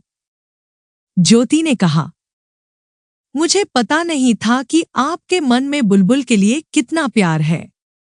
अब से ये आपकी ही बेटी है और रोज आपसे मिलने आएगी। जब आपका मन हो तो आप घर पर भी बुलबुल से मिलने आ सकती हैं। काजल ने ज्योति का हाथ पकड़कर चूम लिया। तुम नहीं जानती तुमने मुझ पर कितना बड़ा एहसान किया है। जैसे मुझे जीने की वजह मिल गई है। मैं तुम्हारा कैसे शुक्रिया अदा करूं? ज्योति ने मुस्कुराकर कहा, एक तरीका है, मुझे अपनी छोटी बहन मानकर। अब काजल भी हंस पड़ी। उसने ज्योति को गले से लगा लिया। इतने में बुलबुल ने काजल की साड़ी का पल्ला खींचकर कहा, माँ। सुमित भैया। ज्योति ने उस ओर देखा जिधर बुलबुल ने इशारा किया था। एक 16-17 साल का खूबसूरत लड़का इसी ओर आ रहा है। ज्योति ने आश्चर्य से बुलबुल से पूछ लिया, ये कौन है? जवाब काजल ने दिया, ये मेरा भतीजा है। मुझे काफी देर हो गई है आज, इसलिए देखने चला आया है। बुलबुल के चेहरे पर एक अजीब सी मुस्कान फैल गई। अचानक वो लड़का लड़खड़ा कर धड़ाक से मुंह के बल जमीन पर गिरा। उसके माथे में शायद कोई नुकीला पत्थर लगा होगा, जिससे खून बहने लगा। होंठ से भी खून निकल रहा है। काजल भागकर उसके पास पहुंची, उसे सहारा देकर उठा लिया।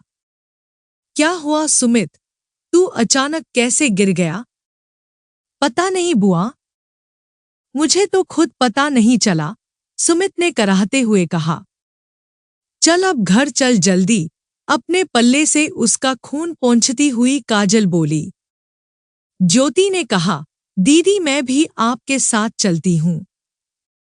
नहीं नहीं, तुम अपने घर जाओ बुलबुल के साथ, काजल ने जल्दी से कहा, जैसे वो उसे अपने घर ले जाना नहीं चाहती। ज्योति ने बुलबुल की ओर देखा, वो तली बजाकर हंस रही है, पता नहीं क्यों। ज्योति ने कहा, क्या हुआ बुलबुल, क्यों हंसी आ रही है? बुलबुल ने उसकी बात का कोई जवाब नहीं दिया, बल्कि काजल को हाथ हिलाकर बाय करने लगी। फिर धीरे से रहस्यमय आवाज में बोली, कितना मजा आया, सुमित भैया को चोट लग गई, खून निकल आया। ज्योति ने कहा, किसी को चोट लग गई और तुम खुश हो रही हो?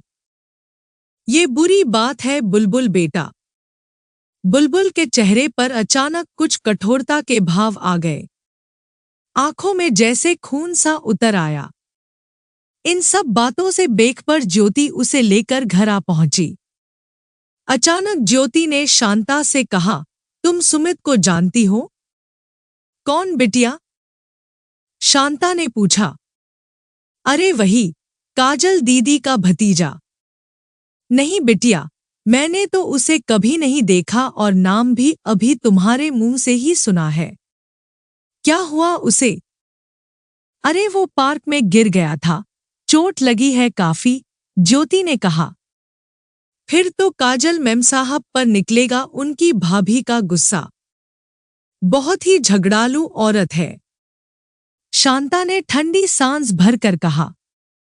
ओह, इसलिए ही वो मुझे अपने घर नहीं ले जाना चाहती थी, ज्योति ने कहा। लेकिन चाची, फिर बुलबुल को सुमित का नाम कैसे पता और कैसे वो उसको पहचान गई? शांता ने कुछ नहीं कहा। ज्योति सोच में पड़ गई। अब ज्योति और बुलबुल रोज शाम को पार्क में जाते और काजल वहां पर उनका इंतजार करती थी। फिर बुलबुल उन दोनों के साथ खूब खेल खेलती। धीरे धीरे वो आपस में खूब घुल मिल गए थे। अब काजल की उदासी दूर हो गई थी। इसी तरह कुछ समय बीत चुका है। आज ज्योति और बुलबुल जब पार्क में पहुंचते हैं तो काजल वहां नहीं है। वो दोनों कुछ देर उसका इंतजार करके घूम फिर कर वापस आ जाते हैं। अगले 2 दिन भी कुछ इसी तरह बीत गए। आज 4 दिन हो गए काजल को पार्क में आए हुए। ज्योति बेचैन हो उठी। काजल और बुलबुल का लगाव बहुत बढ़ चुका था। वो इतने दिन उससे मिले बिना कैसे रह सकती है? जरूर कोई बात हुई होगी। ज्योति उसके घर जाकर देखना चाहती है, लेकिन एक संकोच है जो उसके कदम रोक रहा है। पता नहीं वहां का क्या माहौल है। फिर उसे शांता की बात भी याद आ रही है कि काजल के भाई भाभी भी कुछ अच्छे नहीं हैं। इसी बीच बुलबुल बार बार काजल के बारे में पूछने लगती है और उससे मिलने की जिद करने लगती है। आखिरकार ज्योति के कदम काजल के घर की ओर बढ़ने लगते हैं, जैसे वह किसी अज्ञात शक्ति के वशीभूत हो गई है। काजल के घर पहुंचकर ज्योति ने बेल बजाई। कुछ देर बाद एक नौकरानी सी दिखने वाली युवती ने दरवाजा खोला। जी, किससे मिलना है आपको? उसने पूछा। काजल दीदी घर पर हैं क्या? उसने हाँ में सिर हिलाया। तभी एक महिला की कड़क आवाज सुनाई दी। कौन है? रेखा जी मैम साहब, कोई मलाकिन से मिलने आई। इतनी देर में उस महिला के दर्शन भी हो गए। लगभग काजल जैसी ही उम्र, बेडौल शरीर, भारी कपड़ों और गहनों में लदी महिला, जो अमीर दिखने की होड़ में फूहड़पन की हद पार कर रही थी। उसने ज्योति को बिल्कुल नजरानदाज करते हुए रेखा की बात दोहराई, मलाकिन से मिलने आई हैं। हु सुन, उनके कमरे में ही ले जा, यहाँ मेरी सहेलियां आने वाली हैं। जाने कहाँ कहाँ से आ जाते हैं। ये बात उसने कही तो बड़बड़ाते हुए थी, लेकिन आवाज इतनी तेज थी कि वो ज्योति के कानों तक पहुंच गई। ज्योति जैसे जड़ सी हो गई, अपमानित सा महसूस करने लगी। वो समझ गई थी कि यही सरिता है, काजल की भाभी। जैसा उसके बारे में सुना था वो खुद देख भी लिया। रेखा तो जैसे रोज की आदी थी इस व्यवहार की। उसने ज्योति से कहा, चलिए मेरे साथ, मैं आपको उनके कमरे तक पहुंचा देती हूं। इस सब के बीच नन्ही सी बुलबुल सरिता को बड़ी गहरी सी नजरों से घूर रही है। अचानक ही फिर वही रहस्यमय सी मुस्कुराहट उसके चेहरे पर फैल गई। जैसे ही सरिता धम धम करके जाने लगी, तभी वहां खड़े हुए एक स्टैचू में उसकी साड़ी का पल्ला अटक गया और चर चर की आवाज सुनाई दी। साड़ी फटती चली गई। सरिता गला फाड़ कर चिल्ला पड़ी, हाय रे हाय, मेरी 15,000 की साड़ी पता नहीं किसकी नजर लग गई। अब मैं अपनी सहेलियों को क्या दिखाऊं। फिर जैसे कुछ याद आ गया हो, ज्योति की तरफ देखकर, पता नहीं कैसे कैसे मनहूस लोग घर में आ जाते हैं, सब सत्यानाश कर दिया। ज्योति का मन किया कि वह वापस भाग जाए। ये सब क्या है? इसके पहले कि ज्योति वापस मुड़ती, बुलबुल उसे खिंचते हुए रेखा के पीछे चल दी। उसकी उछलकूद करती चाल बता रही थी कि वो बहुत खुश है। वह अब भी मुड़ मुड़ कर सरिता की ओर देख रही है, जैसे उसे परेशान देखकर उसे बहुत मजा आ रहा हो। सरिता पैर पीटती हुई अपने कमरे में घुस गई। अब दोनों माँ बेटी काजल के कमरे में पहुंच गई। बुलबुल चहक उठी, माँ माँ। काजल ने तकिए से सर उठाकर देखा, बुलबुल मेरी बच्ची। बुलबुल भागकर उसके पास पहुंची और उसके बेड पर चढ़कर बैठ गई और ताली बजाने लगी। काजल का चेहरा उन दोनों को देखकर खिल गया। ज्योति ने पास रखी हुई कुर्सी पर बैठते हुए पूछा, आपकी तबीयत ठीक नहीं है क्या दीदी? आप इतने दिनों से पार्क नहीं आ रही हो, इसलिए आपके हालचाल पूछने चली आई। काजल ने फीकी सी हंसी के साथ कहा, अच्छा किया जो तुम आ गई, मेरा मन भी बुलबुल के बिना उदास हो रहा था। सरिता ने तो तुम्हारा स्वागत दरवाजे पर ही कर दिया होगा। उसके चिल्लाने की आवाज सुनाई दे रही थी। वो छोड़ो दीदी, आप अपनी सुनाओ। ज्योति ने बात बदलते हुए कहा, क्या सुनाऊं? अब तो इस सब की आदत हो गई है, लेकिन तुम्हें जरूर बुरा लगा होगा। अरे नहीं दीदी, हम दोनों को तो आपसे मिलना था, और किसी से हमें क्या मतलब। लेकिन ज्योति का चेहरा उसकी बात की गवाही बिल्कुल भी नहीं दे रहा था। तभी दरवाजा खुला और एक बूढ़ा आदमी एक ट्रे में पानी के गिलास लेकर आया। कोई पुराना नौकर होगा। उसकी झुकी हुई कमर बता रही थी कि उसने बहुत दिन यहाँ सेवा करते हुए बिताए होंगे।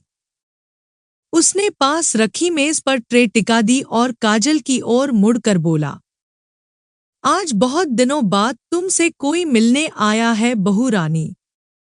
कितने दिन बीत गए, तुमसे मिलने वाला कोई नहीं आता। तभी बुलबुल बेड से उतरकर बूढ़े की टांगों से लिपट गई। बाबा, आपने लड्डू बनाए मेरे लिए, मुझे आपके हाथ के लड्डू खाने हैं, बुलबुल ने मचलते हुए कहा। बूढ़ा जैसे चौंक उठा। उसने काजल की ओर देखा, उसके चेहरे पर भी हैरानी फैली हुई है। उधर ज्योति बुलबुल की इस बात पर कुछ शर्मिंदा है और वैसे भी इसे तो मीठा पसंद ही नहीं है। आज इसे क्या हो गया है? अनजान जगह अनजान आदमी से खाने के लिए मांग रही है। अचानक बूढ़े की आंखों से आंसू छलक आए। वो धीरे से फर्श पर बैठ गया, बुलबुल के पास। उसके सर पर हाथ फेरते हुए कहा, जब से सिया बेटी गई है तब से आज तक मैंने लड्डू नहीं बनाए। उसकी आंखों से कुछ अतीत सा झांकने लगा। क्यों नहीं बनाए? आपको बनाने पड़ेंगे। अब तो मैं आ गई ना। उसकी आंखों में भर आए आंसुओं को बुलबुल ने अपने नन्हे हाथों से पूछते हुए कहा। बूढ़ा एक बार फिर चौंक उठा। उसने बुलबुल को अपने से लिपटा लिया। काजल ने कहा, मैंने तुम्हें बताया था ना बुलबुल के बारे में। हाँ बहू रानी, तुमने सही कहा था कि बुलबुल हमारी सिया से बहुत मिलती है। बूढ़े ने खुश होते हुए कहा। ज्योति कभी काजल को तो कभी बूढ़े बाबा की ओर प्रश्नवाचक निगाहों से देख रही है। काजल की आंखें भी नम हो गई। उसने ज्योति के पीछे वाली दीवार की ओर उंगली से इशारा करते हुए कहा, ये है सिया, मेरी बेटी जो मुझे अकेले छोड़कर चली गई थी। ज्योति ने मुड़कर देखा। दीवार पर एक बड़ा सा फोटो, जिस पर सूखे हुए गुलाबों की माला पड़ी हुई है। फोटो में एक 8-10 साल की लड़की गुलाबी रंग का फ्रॉक पहने हुए मुस्कुराती हुई खड़ी है। ज्योति की आंखें हैरत से फटी की फटी रह गईं। मुंह से बोल नहीं निकल रहा है। ऐसा कैसे हो सकता है? ये तो वही है, बिल्कुल हुबहू वही। अचानक ज्योति की आंखों के आगे सारी घटनाएं घूम गईं, जो उसके साथ जंगल में घटी, मंदिर में, नैनीताल में, पार्क में और फिर सपने में घटित हुई थी। तो क्या बुलबुल के रूप में सिया ही वापस आ गई है? या फिर बुलबुल के ऊपर उसकी आत्मा का साया है? कुछ भी तो समझ में नहीं आ रहा है कि ये सब क्या है। ज्योति की आंखों के सामने अंधेरा सा छाने लगा है। काजल बोले जा रही है, ये सिया का आखिरी फोटो है। उस दिन उसका 10वां जन्मदिन था। इस गुलाबी फ्रॉक को पहनकर सारे घर में परी की तरह उड़ती फिर रही थी। उसे वो फ्रॉक बहुत सुंदर लगा था, तभी उसने यह फोटो खिंचवाई थी। लेकिन क्या पता था कि ये फोटो उसका आखिरी फोटो होगा और जन्मदिन ही मरण दिन हो जाएगा। पता ही नहीं चला कि कब क्या हो गया। वो अपनी पार्टी छोड़कर छत पर कब चली गई, कैसे वह छत से गिर पड़ी, कुछ भी पता नहीं चला।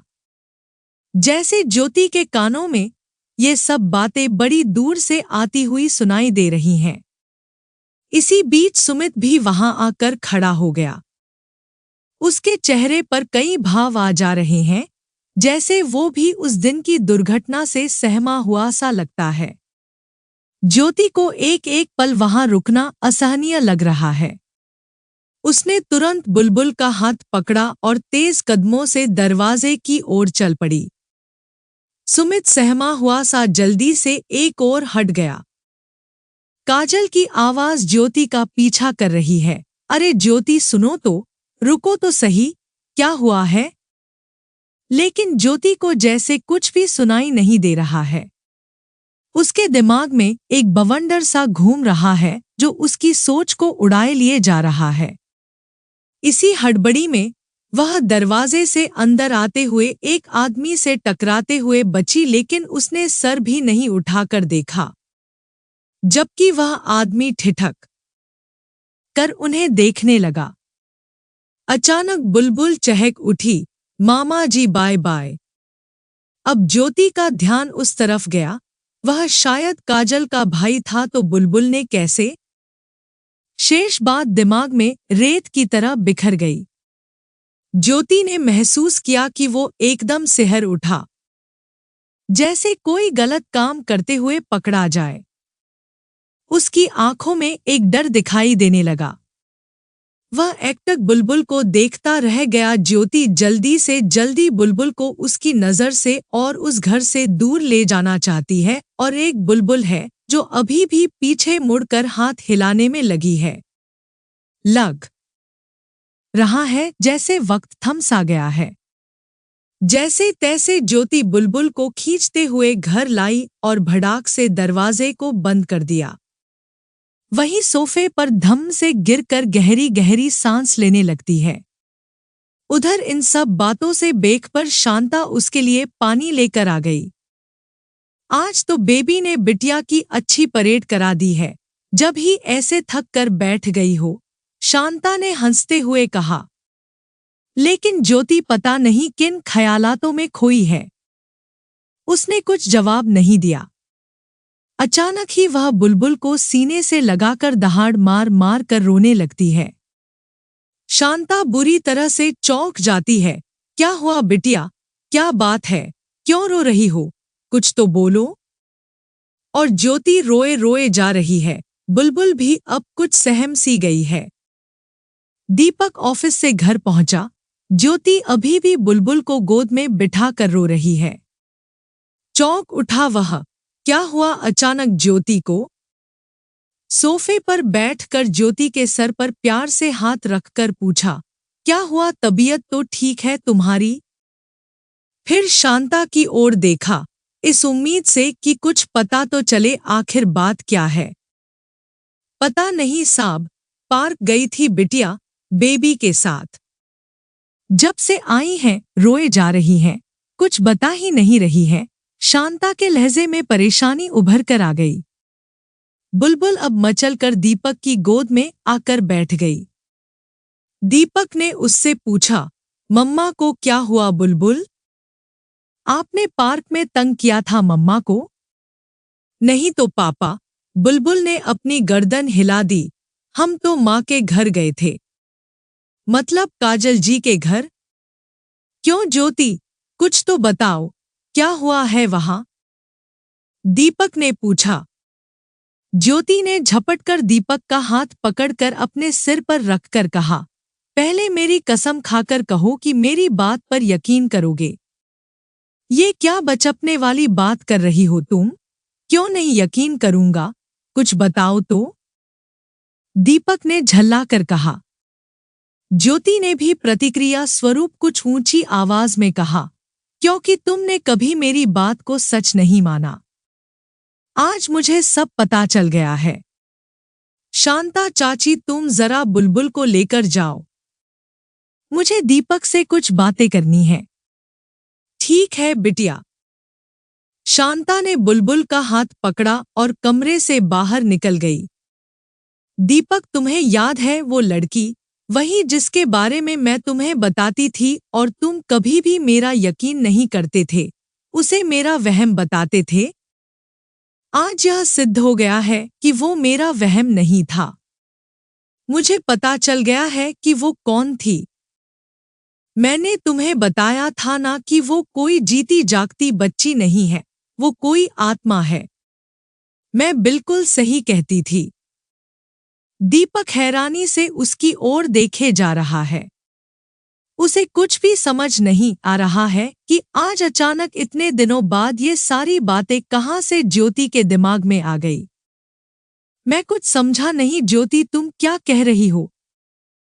पूरी बात तो बताओ, दीपक ने परेशान होते हुए कहा। तो सुनो, वो लड़की सिया थी, काजल दीदी की बेटी, वही बेटी जो 5-6 साल पहले छत से गिरकर मर गई थी।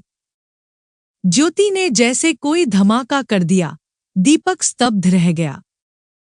हाँ, मैं बिल्कुल सही बोल रही हूं। आज ही उनके घर पर मैंने उसकी तस्वीर देखी है। और इससे भी बड़ी बात यह है कि बुलबुल का उनके लिए प्यार कोई संयोग नहीं है, बल्कि बुलबुल के रूप में सिया ही वापस आ गई है, शायद, या फिर सिया बुलबुल के साथ ही रहती है। दीपक के मुंह से बड़ी मुश्किल से निकला, ये सब क्या कह रही हो तुम ज्योति? तुम्हें ऐसा क्यों लगता है? ज्योति गुस्से से बिफर पड़ी। फिर वही बात मैंने तुम्हें बताया था ना कि बुलबुल ने अपने आप सुमित को पहचान लिया था, जबकि मैं और शांता चाची भी उसे नहीं जानते थे और मुझे इस बात की बड़ी हैरानी हुई थी। तो उसका इस बात से क्या संबंध है ज्योति? दीपक अभी भी सारी बात समझने की नाकाम कोशिश कर रहा है। अब ज्योति ने उसे सारी बातें बताई जो काजल के घर पर हुई थी। ज्योति पता नहीं आवेश में या डर कर कांप रही है, उसकी आवाज भी बीच बीच में लड़खड़ा जाती है। सारी बातें बताकर ज्योति गहरी गहरी सांस लेने लगती है, जैसे कितनी दूर से दौड़ लगाकर आ रही हो। दीपक को जैसे सांप सूझ गया सारी बातें सुनकर। ज्योति भी निढाल सी हो गई। दोनों के बीच में एक सन्नाटा सा छा गया। ज्योति सब कुछ बोल चुकी है और दीपक के पास बोलने के लिए कुछ है ही नहीं। दोनों के दिमाग में सीटियों सी गूंज रही हैं। पता नहीं कितनी देर दोनों की यही हालत रही। इस सन्नाटे को आखिर दीपक ने तोड़ा। अब हमें क्या करना चाहिए? ज्योति ने निराशापूर्वक सिर उठाकर देखा। हम कर ही क्या सकते हैं? प्रश्न के उत्तर में एक दूसरा प्रश्न। फिर दोनों के बीच एक लंबा सन्नाटा। आखिरकार दीपक ने एक गहरी सांस लेकर कहा, जब हम कुछ कर ही नहीं सकते तो फिर सब कुछ भगवान पर छोड़ दो। जो हुआ है वो उनकी मर्जी से हुआ है और आगे भी वही होगा जो उनकी इच्छा होगी। ज्योति जैसे तड़प उठी, मां नहीं होना तुम नहीं समझोगे मेरी हालत। दीपक ने उसके कंधे पर हाथ रखकर उसकी आंखों में झांक कर देखा। क्यों नहीं समझेंगा? तुम मां हो तो मैं भी उसका पिता हूं। क्या उसके लिए हम दोनों ने हर जगह एक साथ माथा नहीं झुकाया है? मेरे लिए मेरी जान से भी बढ़कर है मेरी बुलबुल। अब उठो, हाथ मुंह धोकर खाना खाते हैं। बाहर चलो। ज्योति मरे हुए मन से उठकर खड़ी हो गई। तभी बुलबुल उछलकूद करती हुई आकर ज्योति से लिपट गई। मम्मा, मुझे आपके हाथ से खाना खाना है, जल्दी चलो। ज्योति ने उसे गोद में उठाकर चूम लिया और शांता को आवाज देकर खाना लगाने को कहा। बुलबुल अपनी ही धुन में कुछ बातें सुनाती जा रही है और ज्योति हूं हूं करती जा रही है, लेकिन अभी दिमाग में वही सब बातें घूम रही हैं जो आज काजल के घर हुई। दीपक भी चुपचाप खाना खा रहा है, उसे भी कुछ अच्छा सा नहीं लग रहा है। अगले दिन दोपहर को ज्योति के घर की डोर बेल बजी। शांता ने दरवाजा खोला। सामने काजल खड़ी थी। अरे आप मेम साहब, अंदर आ जाइए। ज्योति है क्या घर पर? काजल ने अंदर आते हुए पूछा। जी हाँ, आप बैठ जाइए, मैं बुलाती हूँ बिटिया को। इतने में ज्योति ड्राइंग रूम में आ ही गई, साथ में बुलबुल भी। अरे दीदी, आपकी तबीयत ठीक नहीं है थी तो आप क्यों आ गई? ज्योति ने कुछ नजरें चुराकर कहा। काजल गहरी नजरों से एकटक उसकी ओर देख रही है, मानो नजरों से ही ज्योति के मन की बात जान जाएगी। बुलबुल काजल के पास बैठ गई। माँ, आप मेरे लिए लड्डू लेकर आई हो ना? बाबा ने बना दिए? नहीं बेटा, वो अभी बना रहे हैं। आप अभी शांता के साथ जाओ, मुझे आपकी मम्मा से बात करनी है। गुड गर्ल, काजल ने प्यार से उसके गाल पर हाथ फेरते हुए कहा। नहीं नहीं, मुझे आपके पास रहना है, बुलबुल ने मचलते हुए कहा। प्लीज बेबी, थोड़ी देर के लिए। ओके माँ। बुलबुल शांता के साथ अपने कमरे में चली गई। काजल ने ज्योति का हाथ पकड़कर उसे अपने पास बैठाकर कहा, तुम मुझे बड़ी बहन मानती हो ना? तो फिर बताओ क्या हुआ तुम्हें? कल तुम कैसे एकदम इतनी परेशान हो गई? मैं तुम्हें पुकारती रही और तुमने मुड़कर देखा भी नहीं। कोई बात तो जरूर है, तुम्हें मेरी कसम है, सब सच सच बताओ। काजल जैसे एक सांस में कहती ही चली गई, वो बहुत ही बेचैन नजर आ रही है। ज्योति ने उसे ध्यान से देखा और कहा, क्या आप मेरी बात पर यकीन करोगी? क्यों नहीं करूंगी, तुम कुछ कहो तो। काजल ने कहा। ज्योति ने गहरी सी ठंडी सांस लेकर काजल की ओर देखा, मानो सोच रही है कि बात शुरू कहाँ से की जाए। काजल उत्सुकता से उसके बोलने का इंतजार कर रही है। दीदी, मैं आपकी बेटी सिया से मिल चुकी हूं, लेकिन वो जैसे आगे शब्द नहीं मिल रहे हैं ज्योति को बोलने के लिए। काजल की आंखें सोचने के अंदाज में सिकुड़ गई। लेकिन हम तो इस बिल्डिंग में सिया की मौत के साल भर बाद शिफ्ट हुए थे, फिर तुम उससे कहाँ मिली? अब ज्योति ने काजल को सिया से मिलने की पूरी कहानी बता दी और यह भी कि सिया किसी और को नहीं दिखाई देती थी। कुछ देर के लिए काजल स्तब्ध सी रह गई। ज्योति ने कहा, आपको यकीन नहीं है ना इस बात पर? काजल अचानक ही फफक कर रो पड़ी।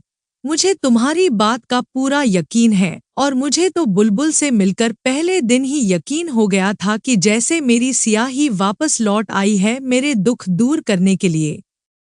लेकिन एक बात बताओ ज्योति, उसने अपनी मौत की वजह क्यों नहीं बताई? क्योंकि आज भी मेरा मन कहता है कि सिया की मौत के पीछे कोई न कोई राज छिपा है। उसने तो मुझे ये भी नहीं बताया था कि उसकी मौत हो गई है, वो जिंदा नहीं है। शायद इसीलिए कि मैं ज्यादा डर ना जाऊं। वो मुझे परेशान नहीं करना चाहती थी, लेकिन उसको देखकर फिर भी मैं अपसेट हो जाती थी। लेकिन हाँ, उसने कहा था कि उसके साथ अन्याय हुआ है और भगवान भी उसकी मदद करेंगे उसे न्याय दिलाने में। ज्योति ने काजल को बताया। इसी बीच बुलबुल फिर फुदकती हुई वहां आ गई और दोनों के बीच में बैठकर बातें करने लगी। काजल और ज्योति दोनों ने उसे लिपटा लिया। बुलबुल के चेहरे पर प्यारी सी मुस्कुराहट आ गई। आखिर वो दो माँओं की इकलौती लाडली बेटी जो थी। अब काजल और ज्योति दोनों एक दूसरे के दुख दर्द और परेशानी से अवगत थी। अब उनके बीच कोई औपचारिकता नहीं थी। एक माँ इसलिए परेशान थी कि उसकी बच्ची के साथ क्या हुआ, कैसे हुआ, जबकि दूसरी की परेशानी यह थी कि मेरी बच्ची के साथ क्या होगा, उसे कैसे आने वाली परेशानी से बचा कर रखें। इसी दुविधा में काजल का अधिकतर समय ज्योति के घर पर बीत रहा था। आज भी काजल ज्योति के पास बहुत देर से बैठी है। उन्हें समझ नहीं आ रहा है कि क्या कैसे हो रहा है। आज तो शांता ने काजल को लंच भी यहीं पर करवा दिया है, क्योंकि उसके घर में तो उसकी चिंता करने वाला कोई नहीं है सिवाय पुराने नौकरों के, और उन बेचारों की वहां पर औकात ही क्या थी। तभी शांता सुमित को लेकर वहां आ गई। मेम साहब, सुमित भैया आपको पूछ रहे हैं। अरे क्या हुआ बेटा, कुछ काम था क्या मुझसे? काजल ने उससे पूछा। हाँ बुआ, मैं कई दिनों से देख रहा हूं कि आप कुछ परेशान सी हैं। घर पर भी नहीं मिलती कभी, सुमित ने प्यार से कहा। नहीं तो बेटा, ऐसा तो कुछ भी नहीं है। तो फिर इस बार आपको मेरे जन्मदिन की भी याद क्यों नहीं है? काजल को जैसे एक धक्का सा लगा। अरे हाँ, वही तो, मैं तो खुद ही तुझसे बात करने वाली थी, काजल ने बात बदलते हुए कहा। लेकिन सुमित के चेहरे से पता चल रहा है कि उसे काजल की बात का विश्वास नहीं हुआ है। तो चलो बुआ, घर चलकर प्लानिंग करते हैं। वैसे मेरी क्या जरूरत है बेटा, भैया भाभी ने सब प्लानिंग कर ही ली होगी, कुछ उदास होते हुए काजल बोली। हाँ तो, लेकिन आपको पता है ना कि बर्थडे वाले दिन मैं आपकी पसंद के कपड़े ही पहनता हूँ। तो चलिए हम दोनों शॉपिंग करने चलते हैं, सुमित ने जोर देकर कहा। इसी बीच ज्योति ने मुस्कुराकर पूछा, कब है तुम्हारा बर्थडे सुमित? नेक्स्ट संडे को ही औटी, आप सबको भी जरूर आना है मेरे बर्थडे पर, सुमित ने कहा। बुलबुल सुनकर खुशी से उछलने लगी। माँ, मम्मा हम सब चलेंगे ना सुमित भैया के बर्थडे में, मैं तो पिंक वाली ड्रेस पहनूंगी। काजल और ज्योति एक दूसरे को देख रही हैं। जैसे काजल उसे बुलाना नहीं चाहती और ज्योति जैसे वहां जाना नहीं चाहती है। अभी तो पुराने जख्म ही नहीं भर रहे हैं, उन दोनों के सुमित और काजल जा चुके हैं। ज्योति भी गहरी सांस लेकर किसी काम-काज में खुद को व्यस्त रखने की कोशिश करने लगी, लेकिन दिल और दिमाग को वह व्यस्त नहीं कर पा रही है। बुरे बुरे से ख्याल आकर उसकी बेचैनी को और बढ़ा रहे हैं। उसने निश्चय कर लिया था कि वह कभी भी काजल के घर नहीं जाएगी, अपनी बेटी का पूरा ध्यान रखेगी। आज संडे है, सुमित का बर्थडे। ज्योति ने शांता को समझा दिया है कि भूलकर भी इस बात का जिक्र नहीं होना चाहिए घर पर, लेकिन शायद किस्मत को यह मंजूर नहीं है। जैसे ही दीपक और ज्योति ब्रेकफास्ट फिनिश करके उठे, फोन की घंटी बजी। दीपक ने फोन उठाकर हेलो कहा। उधर से सुमित की आवाज सुनाई दी। अंकल नमस्ते, मैं सुमित बोल रहा हूं। दीपक उसे पहचान गया। बोलो बेटा, कैसे फोन किया?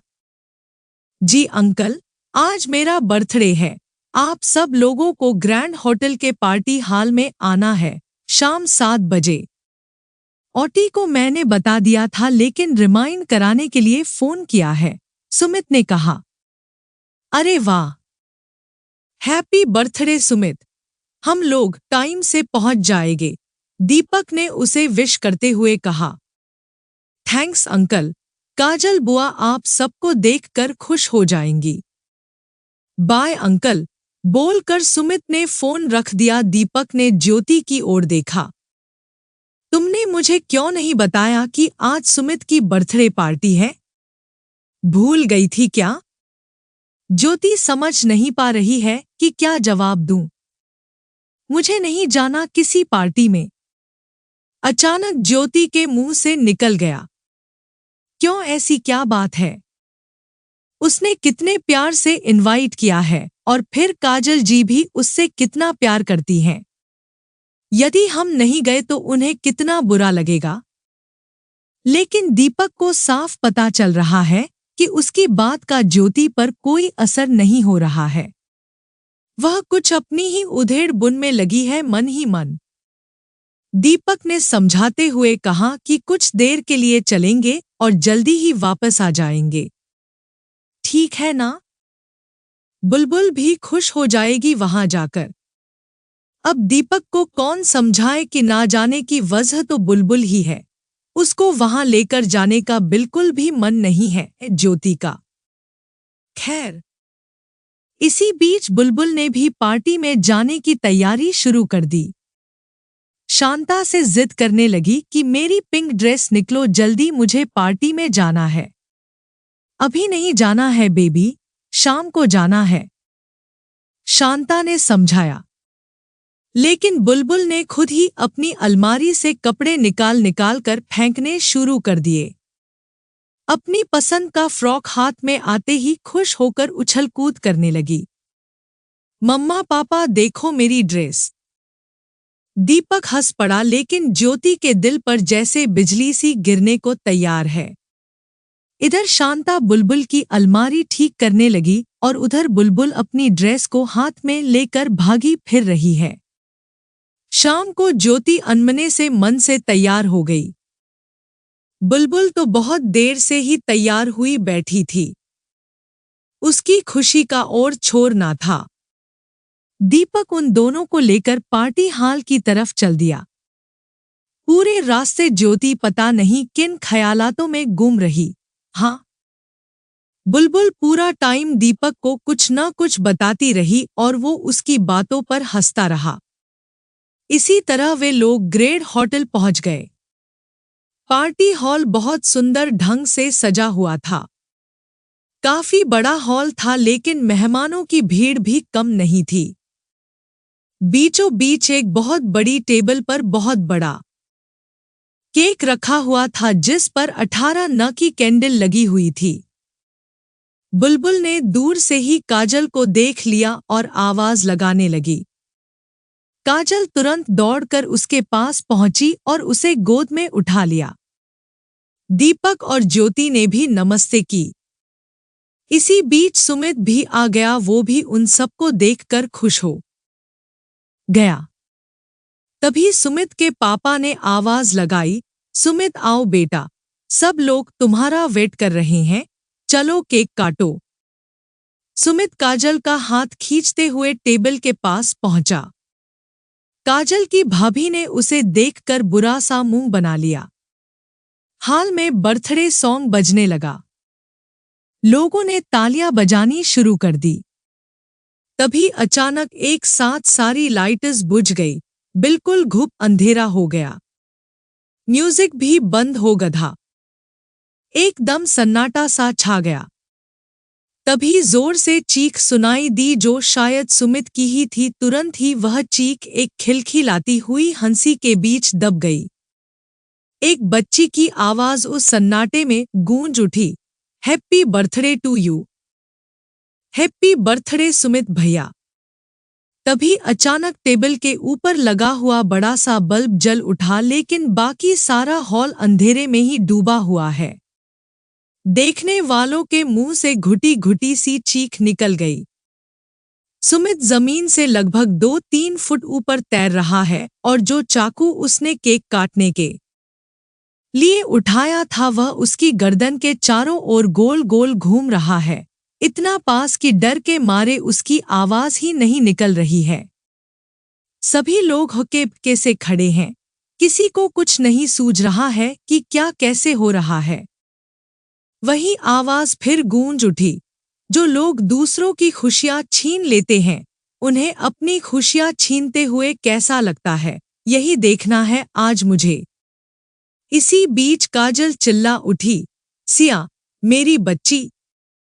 हाँ माँ, मैं सिया हूं।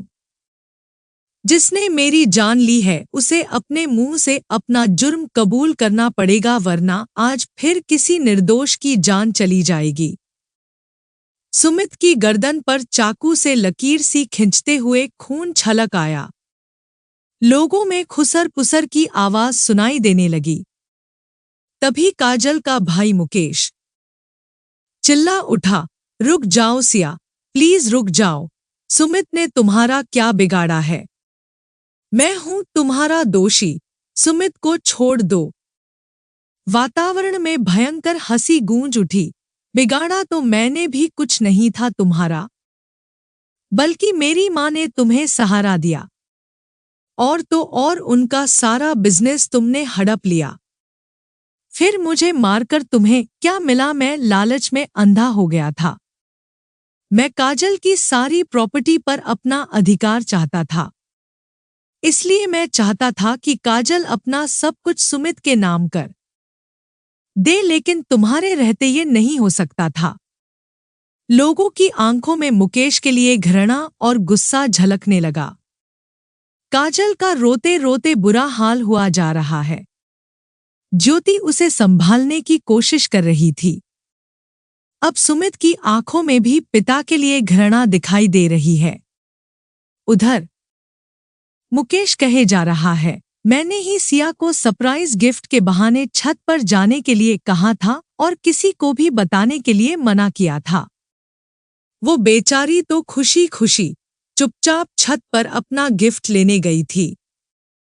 उसने किसी को कुछ नहीं बताया था। जैसे ही वह छत पर पहुंची मैंने उसे पीछे से धक्का दे दिया। 5वीं मंजिल से गिरकर बचना नामुमकिन ही था। सुमित अब काजल से लिपट कर रो रहा था। सिया की आवाज फिर गूंज उठी, सुमित भैया, मुझे पता है कि आप माँ को बहुत प्यार करते हो और माँ भी आपको बहुत प्यार करती है, नहीं तो मामा जी से बदला लेने के लिए मैं तुम्हें मार भी सकती थी। और मार तो मैं मामा जी को अब भी सकती हूँ, लेकिन मैं पवित्र आत्मा हूँ और इनका जुर्म भी सबके सामने है। इसलिए मेरी इच्छा है कि इन्हें आपने किए की सजा मिले और समाज में फैले हुए ऐसे स्वार्थी लोगों को सबक मिले कि अपनी जिंदगी में उजाला करने के लिए दूसरे के घर में अंधेरा ना करें। आज मेरे अपराधी ने सबके सामने अपना जुर्म स्वीकार कर लिया है। मुझे न्याय जरूर मिले, ये आप सब लोगों की जिम्मेदारी है। आज मैं भी बंधन से मुक्त हो गई हूं। अचानक चारों ओर उजाला फिर से फैल गया। हैप्पी बर्थडे सॉन्ग फिर से बजने लगा। लोग अभी भी स्तब्ध खड़े हैं। मुकेश सर झुकाए खड़ा है। सुमित और काजल एक दूसरे से लिपट कर रो रहे हैं। दीपक और ज्योति उन दोनों को संभालने की कोशिश कर रहे हैं। इस सब के बीच नन्ही बुलबुल की ओर किसी का ध्यान नहीं था। वो पीछे की तरफ एक मेज पर गुब्बारे लिए बैठी है। उसे इन सब बातों से जैसे कोई मतलब ही नहीं है, या जैसे उसका मतलब सिद्ध हो गया है। अब वो आराम से मेज से उतरकर सुमित के पास पहुंची। भैया केक काटो ना जल्दी, मुझे जल्दी से केक खाना है। बुलबुल ने सुमित का हाथ पकड़कर केक काट दिया। सारे लोग जैसे सोते से उठ गए। मुकेश ने खुद को पुलिस के हवाले कर दिया। सरिता भी उस जुर्म में उसकी हिस्सेदार है। उन दोनों को कानून सजा देगा। काजल और सुमित ने मिलकर अपना बिजनेस संभाल लिया है। दीपक और राकेश ने उनकी काफी मदद की है। अब सब कुछ ठीक है, बस एक बात का जवाब अब भी नहीं मिला, क्या बुलबुल सिया का पुनर्जन्म है या बुलबुल पर सिया की आत्मा का साया। दोस्तों, यह थी हमारी आज की मजेदार और रोमांचक कहानी। उम्मीद करती हूँ आपको हमारी यह कहानी पसंद आई होगी। अगर कहानी पसंद आई हो तो वीडियो को लाइक और शेयर जरूर कीजिए और अपना किसी भी तरह का सुझाव कमेंट बॉक्स में लिखकर हमें जरूर बताइए। और चैनल पर अगर नए हैं तो चैनल को सब्सक्राइब कर लीजिए और आने वाली नई वीडियो की नोटिफिकेशन सबसे पहले पाने के लिए बेल आइकन प्रेस करना ना भूले। इसी के साथ आप सभी से मिलते हैं एक और नई वीडियो में, एक और नई रोमांचक और इसी तरह की एक मजेदार कहानी के साथ। तब तक के लिए आप सभी अपना प्यार इसी तरह बनाए रखें। आप सभी का तहे दिल से धन्यवाद।